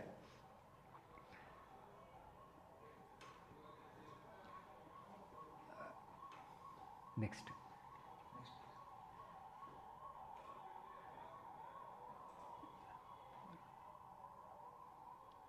ಇವಾಗ ಈ ಸ್ಕೀಮ್ ಸೌಲಭ್ಯಗಳ ಬಗ್ಗೆ ಹೇಳಿದೆ. ಸ್ಕೀಮ್ ಸೌಲಭ್ಯಗಳನ್ನ ಹೆಂಗೆ ತಗೋಬೇಕು ಅಂತ. ಫಸ್ಟು ತಾವು ಸ್ಕೀಮಲ್ಲಿ ನೋಂದಣಿ ಮಾಡ್ಕೊಂಡಿರ್ತೀರ. ಸ್ಕೀಮ್ ನೋಂದಣಿ ಹಾಕಿದ್ಮೇಲೆ ಇದ್ದಿದ್ದೆ ತಾವು ಇದ್ದಿದ್ದೆ ವೆಬ್ಸೈಟ್ಗೆ ಹೋಗಿಬಿಟ್ಟು ತಾವು ಯಾವ ಆಸ್ಪತ್ರೆಗೆ ಹೋಗಬೇಕು ಅಂತ ಇಷ್ಟಪಡ್ತೀರೋ ಆ ಆಸ್ಪತ್ರೆಗೆ ಹೆಸರನ್ನ ನೋಡ್ಕೊಳ್ಳಿ, ಅಡ್ರೆಸ್ ನೋಡ್ಕೊಳ್ಳಿ. ಅಡ್ರೆಸ್ ನೋಡಾದ್ಮೇಲೆ ಇದ್ದೆ ಅಲ್ಲಿ ಇವರು ಯಾರು ಆರೋಗ್ಯ ಮಿತ್ರ ಅಂತ ಇರ್ತಾರೆ, ಅವ್ರ ನಂಬರೂ ಇರುತ್ತೆ. ಆ ನಂಬರ್ಗೆ ನೀವು ಫೋನ್ ಮಾಡಿ ಅವ್ರು ಇದಾರ ಇಲ್ವಾ ಅಂತ ತಿಳ್ಕೊಂಡು ಹೋಗ್ಬೋದು. ಹೋಗಬೇಕಾಗಿದ್ದಾಗ ಏನು ಮಾಡಬೇಕು ಅಂತಂದರೆ ಎಂಪ್ಲಾಯಿಗೆ ಬೇರೆ, ಮಿಕ್ಕ ಅವರ ಡಿಪೆಂಡೆಂಟ್ ಫ್ಯಾಮಿಲಿ ಮೆಂಬರ್ಸ್ ಇರ್ತಾರೆ ಅವ್ರಿಗೆ ಬೇರೆ. ಎಂಪ್ಲಾಯಿ ಆಗಿದ್ದರೆ KG ID ಕಾರ್ಡ್ ಮತ್ತು ಆಧಾರ್ ಕಾರ್ಡ್ ಇವೆರಡನ್ನು ತೆಗೆದುಕೊಂಡು ಹೋಗಿರಬೇಕು. ಅಥವಾ ಅವರ ಸಂಗಾತಿ ಅಥವಾ ಮಕ್ಕಳಾಗಿದ್ದರೆ DDMನವ್ರು ಕೊಟ್ಟಿರೋ unique ID number mentioned digitally signed ಅಂತಂದರೆ ಎಲೆಕ್ಟ್ರಾನಿಕ್ ಹಿಂದೀಕರಣದಿಂದ ಸೈನ್ ಮಾಡಿರೋವಂಥದ್ದು ಲೆಟ್ರ್ ಅಂತ. ಅದರಲ್ಲಿ ಫ್ಯಾಮಿಲಿ ಮೆಂಬರ್ಸ್ ಡೀಟೇಲ್ಸ್ ಎಲ್ಲ ಅವ್ರ ವಯಸ್ಸು ಇದೆಲ್ಲನೂ ಬರೆದಿರ್ತಾರೆ. ಆ ಲೆಟ್ರು ಮತ್ತು ಆಧಾರ್ ಕಾರ್ಡು ಇದನ್ನಿಷ್ಟೇ ಎರಡನ್ನು ಎತ್ಕೊಂಡಿದ್ರೆ ಸಾಕು. ಮತ್ತು ನಿಮ್ಮ phone, KG ID card, Aadhaar card ಮತ್ತು ಫೋನ್ ಬೇಕೇ ಬೇಕು. ಫೋನ್ ಇಲ್ಲ ಅಂತಂದರೆ ಈ ಸೌಲಭ್ಯ ಸಿಗೋಲ್ಲ. ಮೊಬೈಲ್ ಫೋನ್ ಬೇಕೇ ಬೇಕು. ಮೊಬೈಲ್ ಫೋನಲ್ಲಿ 2 ಥರ ಫೋನ್ ಇದೆ. ಒಂದು ಎಂಪ್ಲಾಯಿ ಅಂದರೆ ಗೌರ್ಮೆಂಟ್ ಸರ್ವೆಂಟ್ HRMS ರಿಜಿಸ್ಟರ್ ಮಾಡ್ತಿರೋ ಮೊಬೈಲ್ ನಂಬರು. ಆ ನಂಬರ್ ಹೋದಾಗ ನಮ್ಮ ಸಿಸ್ಟಮ್ ಎಲ್ಲ ಬರ್ತಾ ಇರುತ್ತೆ. ಇನ್ನೊಂದು ಫೋನ್ ಇದ್ದಿದ್ದೆ ನಮ್ಮ ಆಧಾರ್ ಕಾರ್ಡಿಗೆ ಲಿಂಕ್ ಆಗಿರುತ್ತಲ್ಲ, ಆ ಫೋನೂ ಬೇಕೇ ಬೇಕು. ಎರಡೂ ಒಂದೇ ಫೋನ್ ಆಗಿದ್ದರೆ ಪ್ರಾಬ್ಲಮ್ ಇರಲ್ಲ. ಇದೆ HRMS ರಿಜಿಸ್ಟರ್ ಆಗಿರೋ ಫೋನೇ ಬೇರೆ, ನನ್ನ ಆಧಾರ್ ಕಾರ್ಡ್ ಲಿಂಕ್ ಆಗಿರೋ ಫೋನೇ ಅಂದರೆ 2 ಫೋನೂ ಎತ್ಕೊಂಡು ಹೋಗಬೇಕು. ಫೋನ್ ಇಲ್ಲ ಅಂತಂದರೆ ಸೌಲಭ್ಯ ಯಾವುದೂ ಸಿಗಲ್ಲ, ತುಂಬಾ ಕಷ್ಟ ಆಗುತ್ತೆ. ಅದರಿಂದ ಈ ಫೋನ್ ಅನ್ನೋದು ಬಹಳ ಇಂಪಾರ್ಟೆಂಟು. ಆಧಾರ್ ಕಾರ್ಡ್ ಬೇಕಾಗಿಲ್ಲ, ಆಧಾರ್ ಕಾರ್ಡ್ ನಂಬರ್ ಗೊತ್ತಿದ್ರೂ ಪರವಾಗಿಲ್ಲ, ಆಧಾರ್ ಕಾರ್ಡ್ ಆದರೂ ಎತ್ಕೊಂಡು ಹೋಗ್ಬೋದು. KGAD ಕಾರ್ಡು ಎತ್ಕೊಂಡು ಹೋಗ್ಬೇಕಿಲ್ಲ, KGAD ಕಾರ್ಡ್ ನಂಬರ್ ಗೊತ್ತಿದ್ರೂ ಪರವಾಗಿಲ್ಲ. ಕಾರ್ಡ್ ಎತ್ಕೊಂಡು ಹೋಗಿದ್ರೆ ನಂಬರ್ ನಾವು ತಪ್ಪು ಹೇಳೋದು ತಪ್ಪುತ್ತೆ ಅಷ್ಟೇ. ಆಧಾರ್ ಕಾರ್ಡು ತಪ್ಪು ನಂಬರ್ ಹೇಳೋದು ತಪ್ಪುತ್ತೆ ಅಷ್ಟೇ. ಆದರೆ ಫೋನ್ ಮಾತ್ರ ಬಹಳ ಮುಖ್ಯ. ಈ ಫೋನಲ್ಲಿ 2 ಫೋನು, ನಿಮ್ಮ ಆಧಾರ್ ಕಾರ್ಡ್ ಲಿಂಕ್ಡ್ ಫೋನ್ ಇರಲೇಬೇಕು, ಅದಿದ್ರೇ ಸ್ಕೀಮಿಂದ ಮುಂದಕ್ಕೆ ಹೋಗೋಕ್ಕಾಗೋದು. ಇನ್ನೊಂದು ಫೋನು ಬೈ ಚಾನ್ಸ್ ಇವೆರಡೂ ತಗೊಂಡೋಗಿಲ್ಲ ಅಂದರೆ HRMS ರಿಜಿಸ್ಟರ್ ಆಗಿರೋ ಫೋನ್ ನಂಬರಲ್ಲಿ ನಿಮ್ಮೆಲ್ಲ ಡೀಟೇಲ್ಸೂ ಸಿಸ್ಟಮಲ್ಲೇ ಸಿಗ್ತಾ ಇರುತ್ತೆ.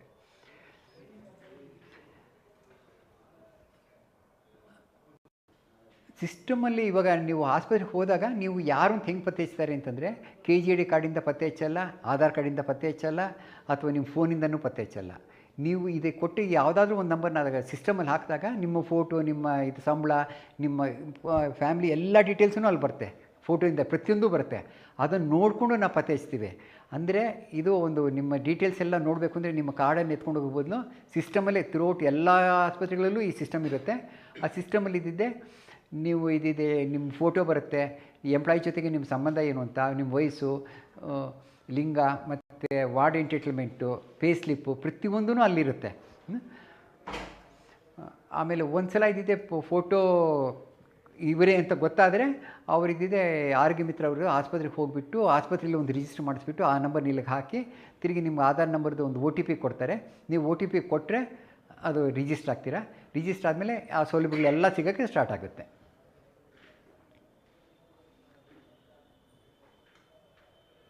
ಇದು ನಾನು ರಿಜಿಸ್ಟರ್ ಮಾಡಿಸ್ಕೊಂಡೆ, ಹೋದ ತಕ್ಷಣ ಆರೋಗ್ಯ ಮಿತ್ರ ಸಿಕ್ಕಿದ್ರು, ನಾನು ಆ ಫೋನ್ ನಂಬರಿಂದ OTP ಬಂತು, ರಿಜಿಸ್ಟರ್ ಆಯಿತು.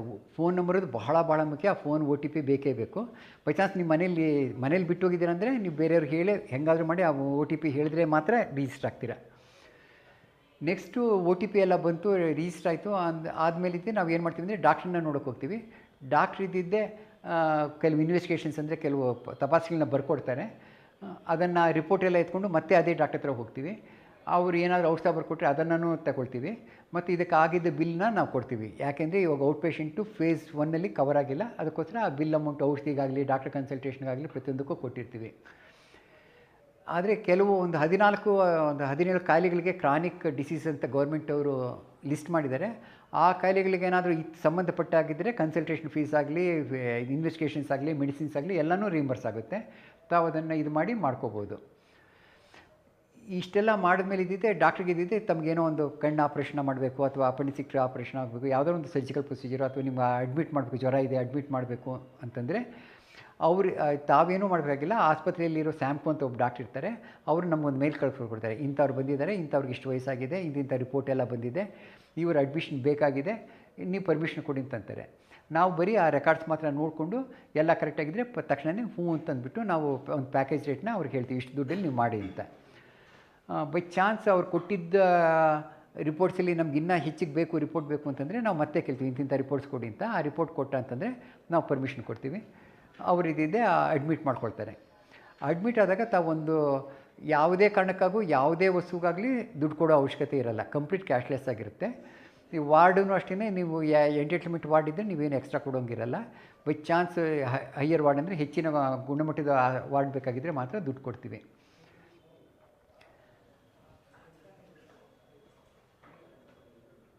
ಆಮೇಲೆ ಇದಿದೆ, ಇದು ಯಾವುದು ಅಡ್ಮಿಟ್ ಆಗುವಾಗ ಇನ್ನೊಂದು ಸೆಲ್ಫ್ ಡಿಕ್ಲರೇಷನ್ ಅಂತಂದರೆ ತಾವೇ ಒಂದು ಚೀಟಿನ ಬರ್ಕೊಡ್ಬೇಕು. ಗೌರ್ಮೆಂಟ್ ಎಂಪ್ಲಾಯ್ ಇದ್ದರೆ ಏನಿರಲ್ಲ. ಇದು ಯಾರು ಮಕ್ಕಳಾಗಿದ್ದರೆ, ಮಕ್ಕಳಿದ್ದಿದೆ ಯಾವಾಗ ಮದುವೆ ಆಗುತ್ತೆ ಅಂತ ಗೊತ್ತಾಗಲ್ಲ, ಯಾವಾಗ ಕೆಲಸ ಸಿಕ್ಕಿದೆ ಅಂತ ಗೊತ್ತಾಗಲ್ಲ, ಅಥವಾ ವಯಸ್ಸು ಯಾವಾಗ 30 ಗೊತ್ತಾಗುತ್ತೆ. ಬಟ್ ಕೆಲಸ ಮತ್ತು ಮದುವೆ ಇವೆರಡೂ ಆಗಿಲ್ಲ ಅಂತ ಒಂದು ಸರ್ಟಿಫಿಕೇಟ್ನ ಸೆಲ್ಫ್ ಡಿಕ್ಲರೇಷನ್ ಅಷ್ಟೇ, ಸುಮ್ಮನೆ ಒಂದು ಕಾಗದಲ್ಲಿ ಬರ್ಕೊಟ್ಟರೆ ಸಾಕಷ್ಟೆ. ಆಮೇಲೆ ಬೈ ಚಾನ್ಸ್ ಏನಾದರೂ ಇಂಪ್ಲಾಂಟ್ ನಾವು ಜಾಸ್ತಿ ಬೆಲೆದು ಬೇಕು ಅಂತಂದರೆ ನಿಮ್ಮ ಇಷ್ಟ ಇದ್ದರೆ ತೆಗೆದುಕೋಬೋದು, ಇಲ್ಲ ಗೌರ್ಮೆಂಟು ಒಳ್ಳೆಯದೇ ಕೊಟ್ಟಿರುತ್ತೆ. ಬಟ್ ಆಸ್ಪತ್ರೆಯವ್ರು ಹೇಳಿದಾಗ ನಿಮ್ಮ ಮನಸ್ಸಿಗೆ ಏನಾದರೂ ಅದ್ರ ಬಗ್ಗೆ ಅನ್ನಿಸಿದ್ರೆ ನೀವು ತೆಗೆದುಕೋಬೋದು.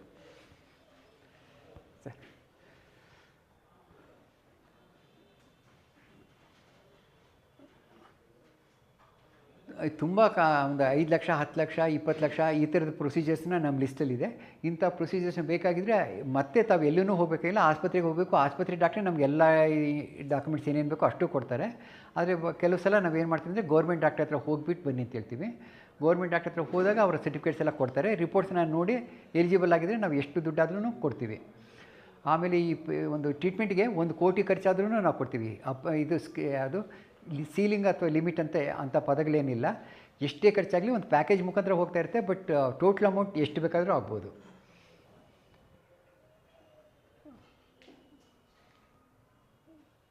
ಆಮೇಲೆ ಒಂದು ಆಸ್ಪತ್ರೆಗೆ ಅಡ್ಮಿಟ್ ಆಗ್ತಾ ನಾವು ಯಾವುದೋ ಒಂದು ಪ್ಯಾಕೇಜ್ ಕೊಟ್ಟಿರ್ತೀವಿ, ಅದಕ್ಕಿಂತ ಜಾಸ್ತಿ ದಿವಸ ಇರಬೇಕಾಗಿತ್ತು, ಅಥವಾ ಒಂದು ಸರ್ಜಿಕಲ್ ಪ್ಯಾಕೇಜ್ ಅಂತಂದರೆ ಯಾವುದೋ ಒಂದು ಪ್ಯಾಕೇಜ್ ಸೇರಿಸ್ತೀವಿ, ಅದಕ್ಕಿಂತ ಜಾಸ್ತಿ ದಿನ ಇರಬೇಕಾಗಿತ್ತು, ಅಥವಾ ಇನ್ನೊಂದು ಪ್ಯಾಕೇಜ್ ಮಾಡಬೇಕಿತ್ತು. ಎಲ್ಲದಕ್ಕೂ ಆನ್ಲೈನಲ್ಲೇ ಪರ್ಮಿಷನ್ ಕೊಡ್ತಾರೆ. ಪೇಷಂಟ್ ಮಾತ್ರ ಯಾವುದಕ್ಕೂ ಎಲ್ಲೂ ಓಡಾಡೋ ಅವಶ್ಯಕತೆನಿರಲ್ಲ. ಏನೇ ಓಡಾಟ ನಡೀತಿದ್ರು ಇದು ಮೇಲ್ ಮುಖಾಂತರ ಆಸ್ಪತ್ರೆ ಮತ್ತು ನಮ್ಮ ಮಧ್ಯೆ ನಡೀತಾ ಇರುತ್ತೆ ಹೊರತು ಪೇಷಂಟ್ಗಂತೂ ಯಾವುದೂ ಏನೂ ಗೊತ್ತಾಗಲ್ಲ.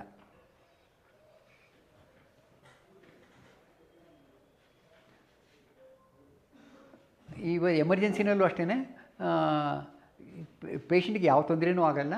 ಬೈ ಚಾನ್ಸ್ ಅವರು ಸ್ಕೀಮಲ್ಲಿ ನೋಂದಣಿ ಮಾಡಿಲ್ಲ ಅಂತಂದರೆ ಡಿಸ್ಚಾರ್ಜ್ ಆಗೋಕ್ಕೆ ಮುಂಚೆ ನೋಂದಣಿ ಮಾಡಿದ್ರೂ ಸಾಕು, ಅವರಿಗೆ ಕ್ಯಾಶ್ಲೆಸ್ ಸೌಲಭ್ಯ ಸಿಗುತ್ತೆ, ನಗದುರಹಿತ ಸೌಲಭ್ಯ ಸಿಗುತ್ತೆ. ನೆಕ್ಸ್ಟ್ ಸೆಲ್ಫ್ ಡಿಕ್ಲೇರೇಷನ್ ಅಂತಂದರೆ ಅದು ಆವಾಗಲೇ ಹೇಳಿದೆ. ಇದು ನನ್ನ ಮಕ್ಕಳಿಗೆ ಇದ್ದಿದ್ದೆ ಇದು ಟೋಟಲ್ ಇನ್ಕಮ್ ಇಷ್ಟೇ ಬರ್ತಾಯಿದೆ, ಅಥವಾ ಮದುವೆ ಆಗಿಲ್ಲ, ಅಥವಾ ಕೆಲಸದಲ್ಲಿಲ್ಲ, ಅಷ್ಟು ಬರೆದ್ರೆ ಸಾಕು, ಇನ್ನೇನು ಇರಲ್ಲ. ಆಮೇಲೆ ಇದ್ದಿದ್ದೆ ಆಸ್ಪತ್ರೆಯಲ್ಲಿ ತಮಗೇನಾದರೂ ಸೌಕರ್ಯಗಳು ಚೆನ್ನಾಗಿಲ್ಲ ಅಂತ ನಿಮ್ಮ ಮನಸ್ಸಿಗೆ ಏನಾದರೂ ಅನ್ನಿಸಿದ್ರೆ ಅದನ್ನು ಬರಿಬೋದು. ಆಸ್ಪತ್ರೆಗೆ ದುಡ್ಡು ಏನಾದರೂ ಕೇಳಿದ್ರೆ ಅದನ್ನು ಮೆನ್ಷನ್ ಮಾಡ್ಬೋದು. ಆಸ್ಪತ್ರೆಯಲ್ಲಿ ಅವರ ನೌಕರರ ನಿಮಗೇನಾದರೂ ಇಷ್ಟ ಆಗಲಿಲ್ಲ ಅಂದರೆ ಅದನ್ನು ನಮ್ಗೆ ತಿಳಿಸ್ಬೋದು. ಆಸ್ಪತ್ರೆ ಮೇಲೆ ಆ್ಯಕ್ಷನ್ ತಗೊಳ್ಳೋಕ್ಕೆ ನಮಗೆ ಸೌಲಭ್ಯಗಳಿರುತ್ತೆ. ನೆಕ್ಸ್ಟ್ ಇಷ್ಟೂ ಸೌಲಭ್ಯಗಳು ಹೆಂಗೆ ಪಡೆಯೋದು ಅಂತ ಹೇಳಿದ್ದೀನಿ. ನನ್ನ ಕೋರಿಕೆ ಏನಂತಂದರೆ ಫಸ್ಟು ನೋಂದಣಿ ಮಾಡ್ಕೊಳ್ಳಿ. ನೋಂದಣಿ ಮಾಡ್ಕೊಂಡಾಗ ಒಂದು ದೊಡ್ಡ ಪ್ರಯೋಜನ ಇದೆ. ತಮ್ಗೆ ಗೊತ್ತಿಲ್ಲದೆ ಇರೋದು ಏನು ಅಂತಂದರೆ, ಬಹಳ ಜನ ಏನು ಅಂದ್ಕೊಂಡಿದ್ದಾರೆ ಅಂತಂದರೆ, ಇವಾಗ ನಾನು ನೋಂದಣಿ ಮಾಡ್ಕೊಳ್ಳಲ್ಲ, ನನ್ನ ಕಾಯಿಲೆನೇ ಬರೋಲ್ಲ, ನಾನು ಚೆನ್ನಾಗಿದ್ದೀನಿ ಅಂದ್ಕೊಂಡಿರ್ತೀವಿ. ಯಾವುದೇ ಒಂದು ಕಾಯಿಲೆ ಯಾರಿಗೆ ಯಾವಾಗ ಬರುತ್ತೆ ಅಂತ ಹೇಳೋಕ್ಕಾಗಲ್ಲ. ಹೋದಾಗ ಏನಾಗುತ್ತೆ ಅಂತಂದರೆ, ಆಸ್ಪತ್ರೆಗಳಲ್ಲಿ ಈವನ್ ಎಂಪ್ಯಾಂಡ್ ಆಸ್ಪತ್ರೆಯಲ್ಲೂ ನಿಮಗೆ ಇದ್ದಿದೆ ಆಸ್ಪತ್ರೆ ರೇಟೇ ಹಾಕ್ತಾರೆ. ಅದು ರೀಂಬರ್ಸ್ಮೆಂಟ್ ಬೈ ಚಾನ್ಸ್ ಸಿಕ್ಕಿದ್ರೂ ಅದು ನಿಮಗೆ 100 ರೂಪಾಯಿ ಖರ್ಚು ಮಾಡಿದ್ರೆ ಸಿಗೋದು 30 ರೂಪಾಯಿ. ಅದಕ್ಕೆ ಸುಮಾರು ಓಡಾಡಬೇಕಾಗುತ್ತೆ, ಅದನ್ನು ಜಸ್ಟಿಫಿಕೇಷನ್ ಎಲ್ಲ ಮಾಡ್ಕೋಬೇಕಾಗುತ್ತೆ. ಅದರಿಂದ ಎಲ್ಲ ನೌಕರರೂ ವಿತೌಟ್ ಎಕ್ಸೆಪ್ಷನ್ನು ಸ್ಕೀಮು ಒಳಗಡೆ ಬಂದರೆ ತುಂಬ ಒಳ್ಳೆಯದು. ಈ ಸ್ಕೀಮ್ 1ನೇ ತಾರೀಕು ಸ್ಟಾರ್ಟ್ ಆದಾಗ ಮೊದಲು ಸ್ವಲ್ಪ ತೊಂದರೆಗಳು ಬರುತ್ತೆ. ಹೋಗ್ತಾ ಹೋಗ್ತಾ ಎಲ್ಲ ತೊಂದರೆಗಳೂ ನಿವಾರಣೆ ಆಗುತ್ತೆ. ಈಗ ಸರ್ಕಾರವೂ ಅಷ್ಟೇ ನೌಕರರ ಆರೋಗ್ಯನ ಕಾಪಾಡೋಕ್ಕೆ ಕಟಿಬದ್ಧವಾಗಿದೆ. ಬಿಗಿನಿಂಗಲ್ಲಿ ಸ್ಕೀಮಲ್ಲಿ ಸ್ವಲ್ಪ ತಪ್ಪುಗಳಿರ್ಬೋದು, ಬಟ್ ಮುಂದೆ ಹೋಗ್ತಾ ಹೋಗ್ತಾ ಎಲ್ಲ ಥರದ ಸೌಲಭ್ಯಗಳೂ ಈ ಸ್ಕೀಮಲ್ಲಿ ಬರೋದಕ್ಕೆ ಟ್ರೈ ಮಾಡ್ತಾಯಿದ್ದೀವಿ. ತಮಗೆ ಕಾಮೆಂಟ್ಸ್ ಬಂದಿದೆ, ಕ್ವಶನ್ಸ್ ಇದ್ದಾವೆ ಇಲ್ಲಿ. ಇದು ಅನುದಾನಿತ ಶಿಕ್ಷಕರಿಗೆ ಅನ್ವಯ ಆಗುತ್ತಾ ಅಂತ ಕೇಳ್ತಾರೆ. ಎಡೆಡ್ ಸ್ಕೂಲ್ ಅವರಿಗೆ ಗೌರ್ಮೆಂಟ್ ಸರ್ವೆಂಟ್ ಅಂದರೆ ಕರ್ನಾಟಕ ಮೆಡಿಕಲ್ ಅಟೆಂಡೆನ್ಸ್ ರೂಲ್ 1963 ಯಾರ್ಯಾರಿಗೆ ಸೌಲಭ್ಯ ಪಡೀತಾ ಇದ್ದಾರೋ ಅವ್ರಿಗೆ ಮಾತ್ರ ಇದು ಅನ್ವಯ ಆಗುತ್ತೆ.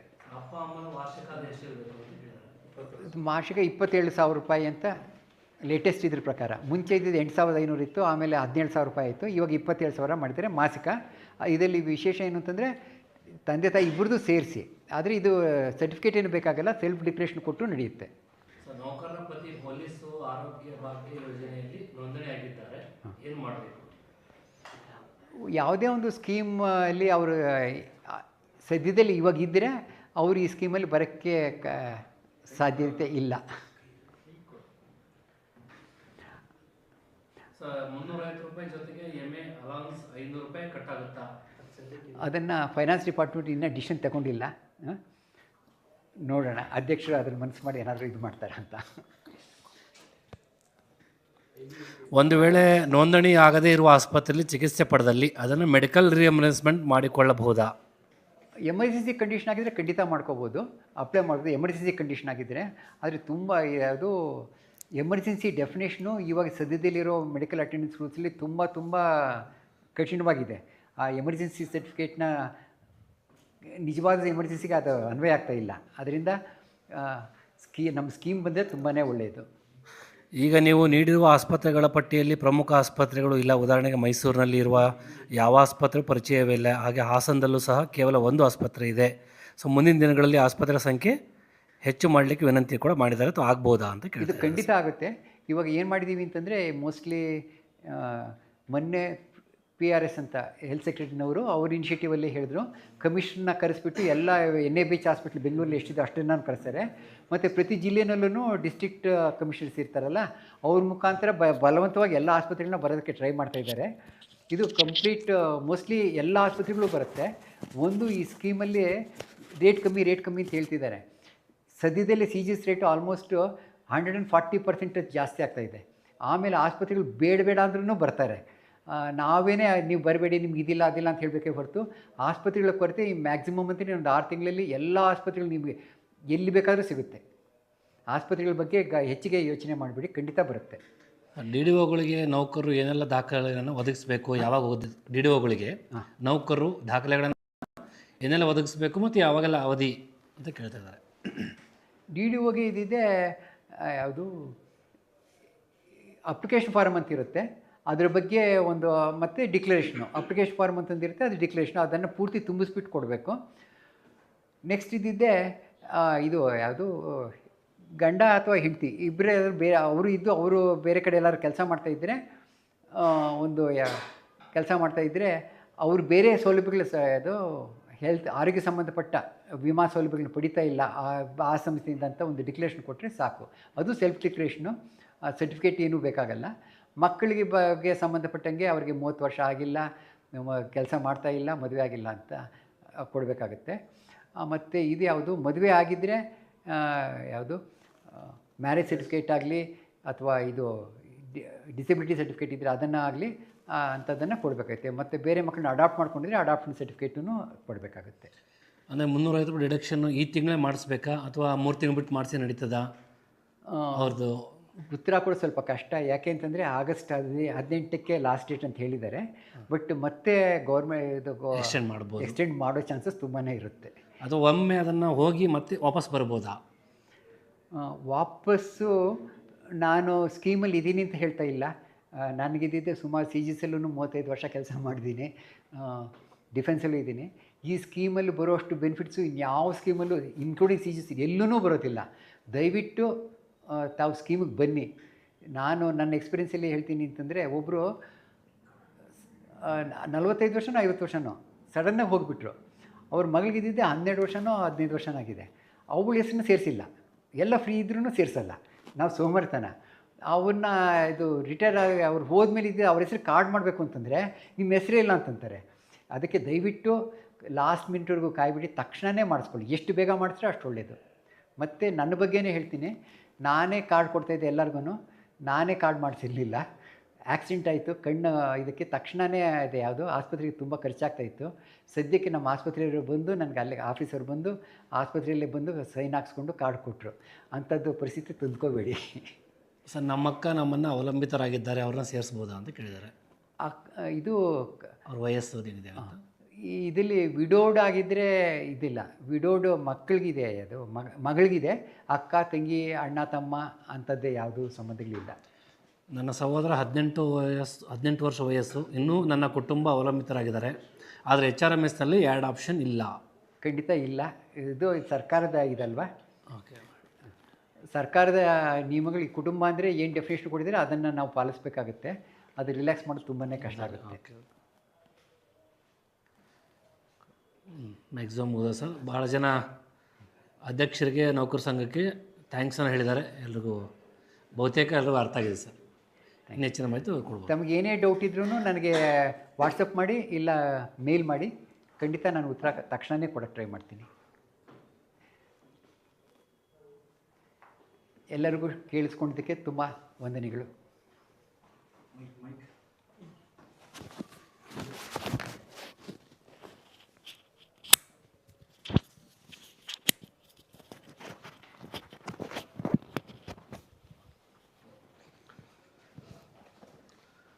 ಸಾಕಷ್ಟು ಜನ ಈ ಲೈವ್ ಕಾಮೆಂಟ್ಸ್ ಬಾಕ್ಸಲ್ಲಿ ಕಾಮೆಂಟ್ಸ್ಗಳನ್ನ ಹಾಕಿದ್ದೀರಾ. ಅದಕ್ಕೆ ಉತ್ತರ ಕೊಡೋ ಪ್ರಯತ್ನ ಕೂಡ ಆಗಿದೆ. ನಂತರ ಸಂದೇಶದ ಮೂಲಕ ಕೂಡ ನಾವು ಅದಕ್ಕೆ ಕೆಲವು ಉತ್ತರವನ್ನು ಕೊಡ್ತೀವಿ. ಯಾರೋ ಪ್ರಶ್ನೆಯನ್ನು ಕೇಳಿದರು, ಇದು ನೋಂದಣಿ ಮಾಡ್ಕೊಳ್ಳಿಕ್ಕೆ ಲಾಸ್ಟ್ ಡೇಟ್ ಯಾವಾಗಿದೆ, ಟೈಮ್ ಇದೆ ಅಂತ. ಈಗ ಆಲ್ರೆಡಿ ನೋಂದಣಿ ಮಾಡ್ಕೊಳ್ಳಿಕ್ಕೆ ಸರ್ಕಾರ ಮಾರ್ಚ್ ತಿಂಗಳಲ್ಲೇ ಕೂಡ ಒಂದು ಆದೇಶ ಹೊರಡಿಸಿತ್ತು. ಇಲ್ಲಿವರೆಗೂ ಕೂಡ ನಮ್ಮ ರಾಜ್ಯಾಧ್ಯಕ್ಷರು ಅನೇಕ ಸಾರಿ ಅನೇಕ ಪ್ರತಿಭಾ ಪುರಸ್ಕಾರ ಕಾರ್ಯಕ್ರಮಗಳು, ಸಭೆಗಳಲ್ಲಿ, ಸಮಾರಂಭಗಳಲ್ಲಿ ಹೇಳಿದ್ದಾರೆ, ಫಸ್ಟು ಎನ್ರೋಲ್ ಆಗಿ ಅಂತೇಳಿ. ಬೇಜಾರು ಏನಂತಂದರೆ ನಮ್ಮ ಸರ್ಕಾರಿ ನೌಕರದು 6 ತಿಂಗಳು ಆದೇಶ ಆಗಿ 6 ತಿಂಗಳಾದರೂ ಕೂಡ ಬರೀ 40,000 ಜನ ಇಲ್ಲಿವರೆಗೂ ಎಂಪ್ಯಾನಲ್ ಆಗಿದ್ದಾರೆ ಅಥವಾ ನೋಂದಣಿ ಮಾಡ್ಕೊಂಡಿದ್ದಾರೆ. ದಯವಿಟ್ಟು ಈ ಸ್ಕೀಮ್ ಉತ್ತಮವಾಗಿದೆ. ನಾಳೆ ನೀವು ಯಾರು ಚಾನ್ಸ್ ತೊಗೊಳಕ್ಕೆ ಹೋಗಬೇಡಿ. ಈ ವರ್ಷ ಇದ್ದು ನಾನು ಅಕಸ್ಮಾತ್ ಕಾಯಿಲೆ ಬಂದಿನ ನಾನು ಎನ್ರೋಲ್ ಮಾಡ್ಕೊತೀನಿ. ಯಾಕಂದರೆ ನಾಳೆ HRMS ಅಲ್ಲಿ ಏನು ಬೇಕಾದರೂ ಈ ಸ್ಕೀಮನ್ನು ಎನ್ರೋಲ್ ಆಗೋದನ್ನು ಲಾಕ್ ಮಾಡ್ಬೋದು. ಯಾಕೆಂದರೆ ನನಗೆ ಬೇಕಾದಾಗ ಯೋಜನೆ ಕೊಡಲಿಕ್ಕೆ ಸರ್ಕಾರ ಸಿದ್ಧ ಇರೋದಿಲ್ಲ. ಹಾಗಾಗಿ ನಾವು ಕೂಡ ಬೆನಿಫಿಷರಿ ಇರೋದ್ರಿಂದ ದಯವಿಟ್ಟು ಎಲ್ಲರೂ ಕೂಡ ಈ ತಿಂಗಳು 18ನೇ ತಾರೀಕು ಅಕ್ಟೋಬರ್ 18 ತಮ್ಮ ಒಪ್ಪಿಗೆಯನ್ನು ಸೂಚಿಸಲಿಕ್ಕೆ ಸರ್ಕಾರ ಅಂತಿಮ ಗಡುವನ್ನು ಕೊಟ್ಟಿದೆ. ಯಾರು ನಾನು ಸೇರ್ತೀನಿ ಇಲ್ಲ ಅನ್ನೋದನ್ನು. ಒಂದು ವೇಳೆ 18 ನಂತರ ನಾನು ಒಪ್ಪಿಗೆ ಸೂಚಿಸ್ತೀನಿ ಅಂತ ಹೋದರೆ ಆ ಅವಕಾಶಗಳು ಕೂಡ ತಪ್ಪಿ ಹೋಗುವಂಥ ಸಾಧ್ಯತೆ ಇದೆ. ಅಂಥ ಯಾರೂ ಕೂಡ ಚಾನ್ಸ್ ತಗೊಳ್ದಲೇ ಅದು ಅಕ್ಟೋಬರ್ 18ರ ಒಳಗಾಗಿ ಎಲ್ಲ ಸರ್ಕಾರಿ ನೌಕರರು ಮತ್ತು ತಮ್ಮ ಅವಲಂಬಿತ ಕುಟುಂಬ ಸದಸ್ಯರು ಏನಿದ್ದಾರೋ ಅವರೆಲ್ಲರೂ ಕೂಡ ಫಸ್ಟು ನೋಂದಣಿಯನ್ನು ಮಾಡಿಕೊಂಡು ಈ ನೋಂದಣಿ ಮಾಡ್ಕೊಳ್ಳೋದ್ರ ಮೂಲಕ ಈ ಯೋಜನೆಯ ಲಾಭವನ್ನು ಹೇಗೆ ಪಡೆದುಕೊಳ್ಬೋದು ಅನ್ನೋದ್ರ ಬಗ್ಗೆ ಮಾಹಿತಿಯನ್ನು ನೀಡಿದ್ದಾರೆ. ಅದ್ರ ಜೊತೆಗೆ ಈ ಯೋಜನೆ ಕಾರ್ಯಗತದಲ್ಲಿ ಆನಂದ್ ಆಳ್ವಾರ್ ಅವರು ಕೂಡ ಅದರ ಮುಂಚೂಣಿಯಲ್ಲಿರ್ತಾರೆ. ಏನೇ ತಮ್ಮ ಸಮಸ್ಯೆಗಳಿದ್ದರೂ ಕೂಡ ನಾವು ಆರೋಗ್ಯ ತಪಾಸಣೆ ಸಂದರ್ಭದಲ್ಲೂ ಕೂಡ ಅವ್ರು ನಮಗೆ ಮಾರ್ಗದರ್ಶನ ಮಾಡಲಿಕ್ಕೆ ಮತ್ತು ನಮಗೆ ಸಲಹೆಯನ್ನು ಕೊಡಲಿಕ್ಕೆ ನಾವು ಈ ಟ್ರಸ್ಟ್ನಲ್ಲಿ ವ್ಯವಸ್ಥಾಪಕ ನಿರ್ದೇಶಕರಾಗಿ ಸೇವೆಯನ್ನು ಸಲ್ಲಿಸ್ತಾ ಇದ್ದಾರೆ. ಹಾಗಾಗಿ ಇವತ್ತಿನ ಈ ಕಾರ್ಯಕ್ರಮಕ್ಕೆ ತಾವೆಲ್ಲರೂ ಆಗಮಿಸಿ ಈ ಕಾರ್ಯಕ್ರಮವನ್ನು ಯಶಸ್ವಿಗೊಳಿಸಿದ್ದಕ್ಕೆ ನಮ್ಮ ರಾಜ್ಯಾಧ್ಯಕ್ಷ ಆಗಿರ್ತಕ್ಕಂಥ ಷಡಾಕ್ಷರಿ ಅವರ ಪರವಾಗಿ ಮತ್ತು ಸಂಘದ ಪರವಾಗಿ ತಮ್ಮೆಲ್ಲರಿಗೂ ಕೂಡ ಪ್ರೀತಿಪೂರ್ವಕವಾಗಿರ್ತಕ್ಕಂಥ ಧನ್ಯವಾದಗಳನ್ನು ಹೇಳಲಿಕ್ಕೆ ಬಯಸ್ತೇನೆ. ಹಾಗೆ ತಮ್ಮ ಈ ಯೋಜನೆಯ ಜಾರಿಯಲ್ಲಿ ಅನೇಕ ಒತ್ತಡದ ಕೆಲಸಗಳಿದ್ದರೂ ಕೂಡ ಅದರ ಮಧ್ಯದಲ್ಲಿ ಬಿಡುವು ಮಾಡಿಕೊಂಡು ನಿಮಗೆ ಮಾಹಿತಿಯನ್ನು ನೀಡಲಿಕ್ಕೆ ಬಂದಿರತಕ್ಕಂಥ ಸುವರ್ಣ ಆರೋಗ್ಯ ಟ್ರಸ್ಟ್ನ ವ್ಯವಸ್ಥಾಪಕ ನಿರ್ದೇಶಕರಾಗಿರ್ತಕ್ಕಂಥ ಆನಂದ್ ಆಳ್ವಾರ್ ಸರ್ಗೂ ನಿಮ್ಮೆಲ್ಲರ ಪರವಾಗಿ ಅವರಿಗೂ ಕೂಡ ಧನ್ಯವಾದಗಳನ್ನು ತಿಳಿಸ್ತೇನೆ. ಹಾಗೆ ಈ ಕಾರ್ಯಕ್ರಮದಲ್ಲಿ ನಮ್ಮ ಸಂಘದ ಹಿರಿಯ ಉಪಾಧ್ಯಕ್ಷರಾಗಿದ್ದಂಥ ಸುರೇಶಣ್ಣ ಶಡ್ಸಾಳ ಇದ್ದಾರೆ, ಗೌರವ ಅಧ್ಯಕ್ಷ ಆಗಿರ್ತಕ್ಕಂಥ ಬಸವರಾಜ್ ಸರ್ ಇದ್ದಾರೆ. ಹಾಗೆ ಅನೇಕ ಪದಾಧಿಕಾರಿಗಳು ಈ ಕಾರ್ಯಕ್ರಮದಲ್ಲಿ ಇವತ್ತು ಭಾಗಿಯಾಗಿದ್ದಾರೆ. ಅವರೆಲ್ಲರಿಗೂ ಕೂಡ ನಾನು ರಾಜ್ಯಾಧ್ಯಕ್ಷ ಪರವಾಗಿ ವಂದನೆಗಳನ್ನು ಹೇಳ್ತಾ ಕಾರ್ಯಕ್ರಮಕ್ಕಾಗಿ ಪರೋಕ್ಷವಾಗಿ ಮತ್ತು ಪ್ರತ್ಯಕ್ಷವಾಗಿ ಭಾಗವಹಿಸಿರ್ತಕ್ಕಂಥ ಎಲ್ಲ ಸರ್ಕಾರಿ ನೌಕರಿಗೂ ಮತ್ತೊಮ್ಮೆ ಧನ್ಯವಾದಗಳನ್ನು ತಿಳಿಸುತ್ತಾ ಇವತ್ತಿನ ಈ ಕಾರ್ಯಾಗಾರದ ಪ್ರತಿ ನಮ್ಮ ಯೂಟ್ಯೂಬ್ನಲ್ಲಿರುತ್ತೆ, ಸಂಘದ ಯೂಟ್ಯೂಬ್ನಲ್ಲಿ ಅದನ್ನು ತಾವು ವೀಕ್ಷಿಸಬೇಕು ಅಂತ ಹೇಳಿ ಕೋರ್ತಾ ಎಲ್ಲ ನೌಕರರು ಕೂಡ ಈ ಯೋಜನೆಯಲ್ಲಿ ನೋಂದಣಿ ಮಾಡ್ಕೊಳ್ಳಿ. ಯಾವುದೇ ಎರಡನೇ ಆಪ್ಷನ್ಗೆ ಅವಕಾಶ ಕೊಡಬೇಡಿ ಅಂತಕ್ಕಂಥ ಕಳಕಳಿಯೊಂದಿಗೆ ಈ ಕಾರ್ಯಕ್ರಮವನ್ನು ಮುಕ್ತಾಯ ಮಾಡ್ತೇವೆ.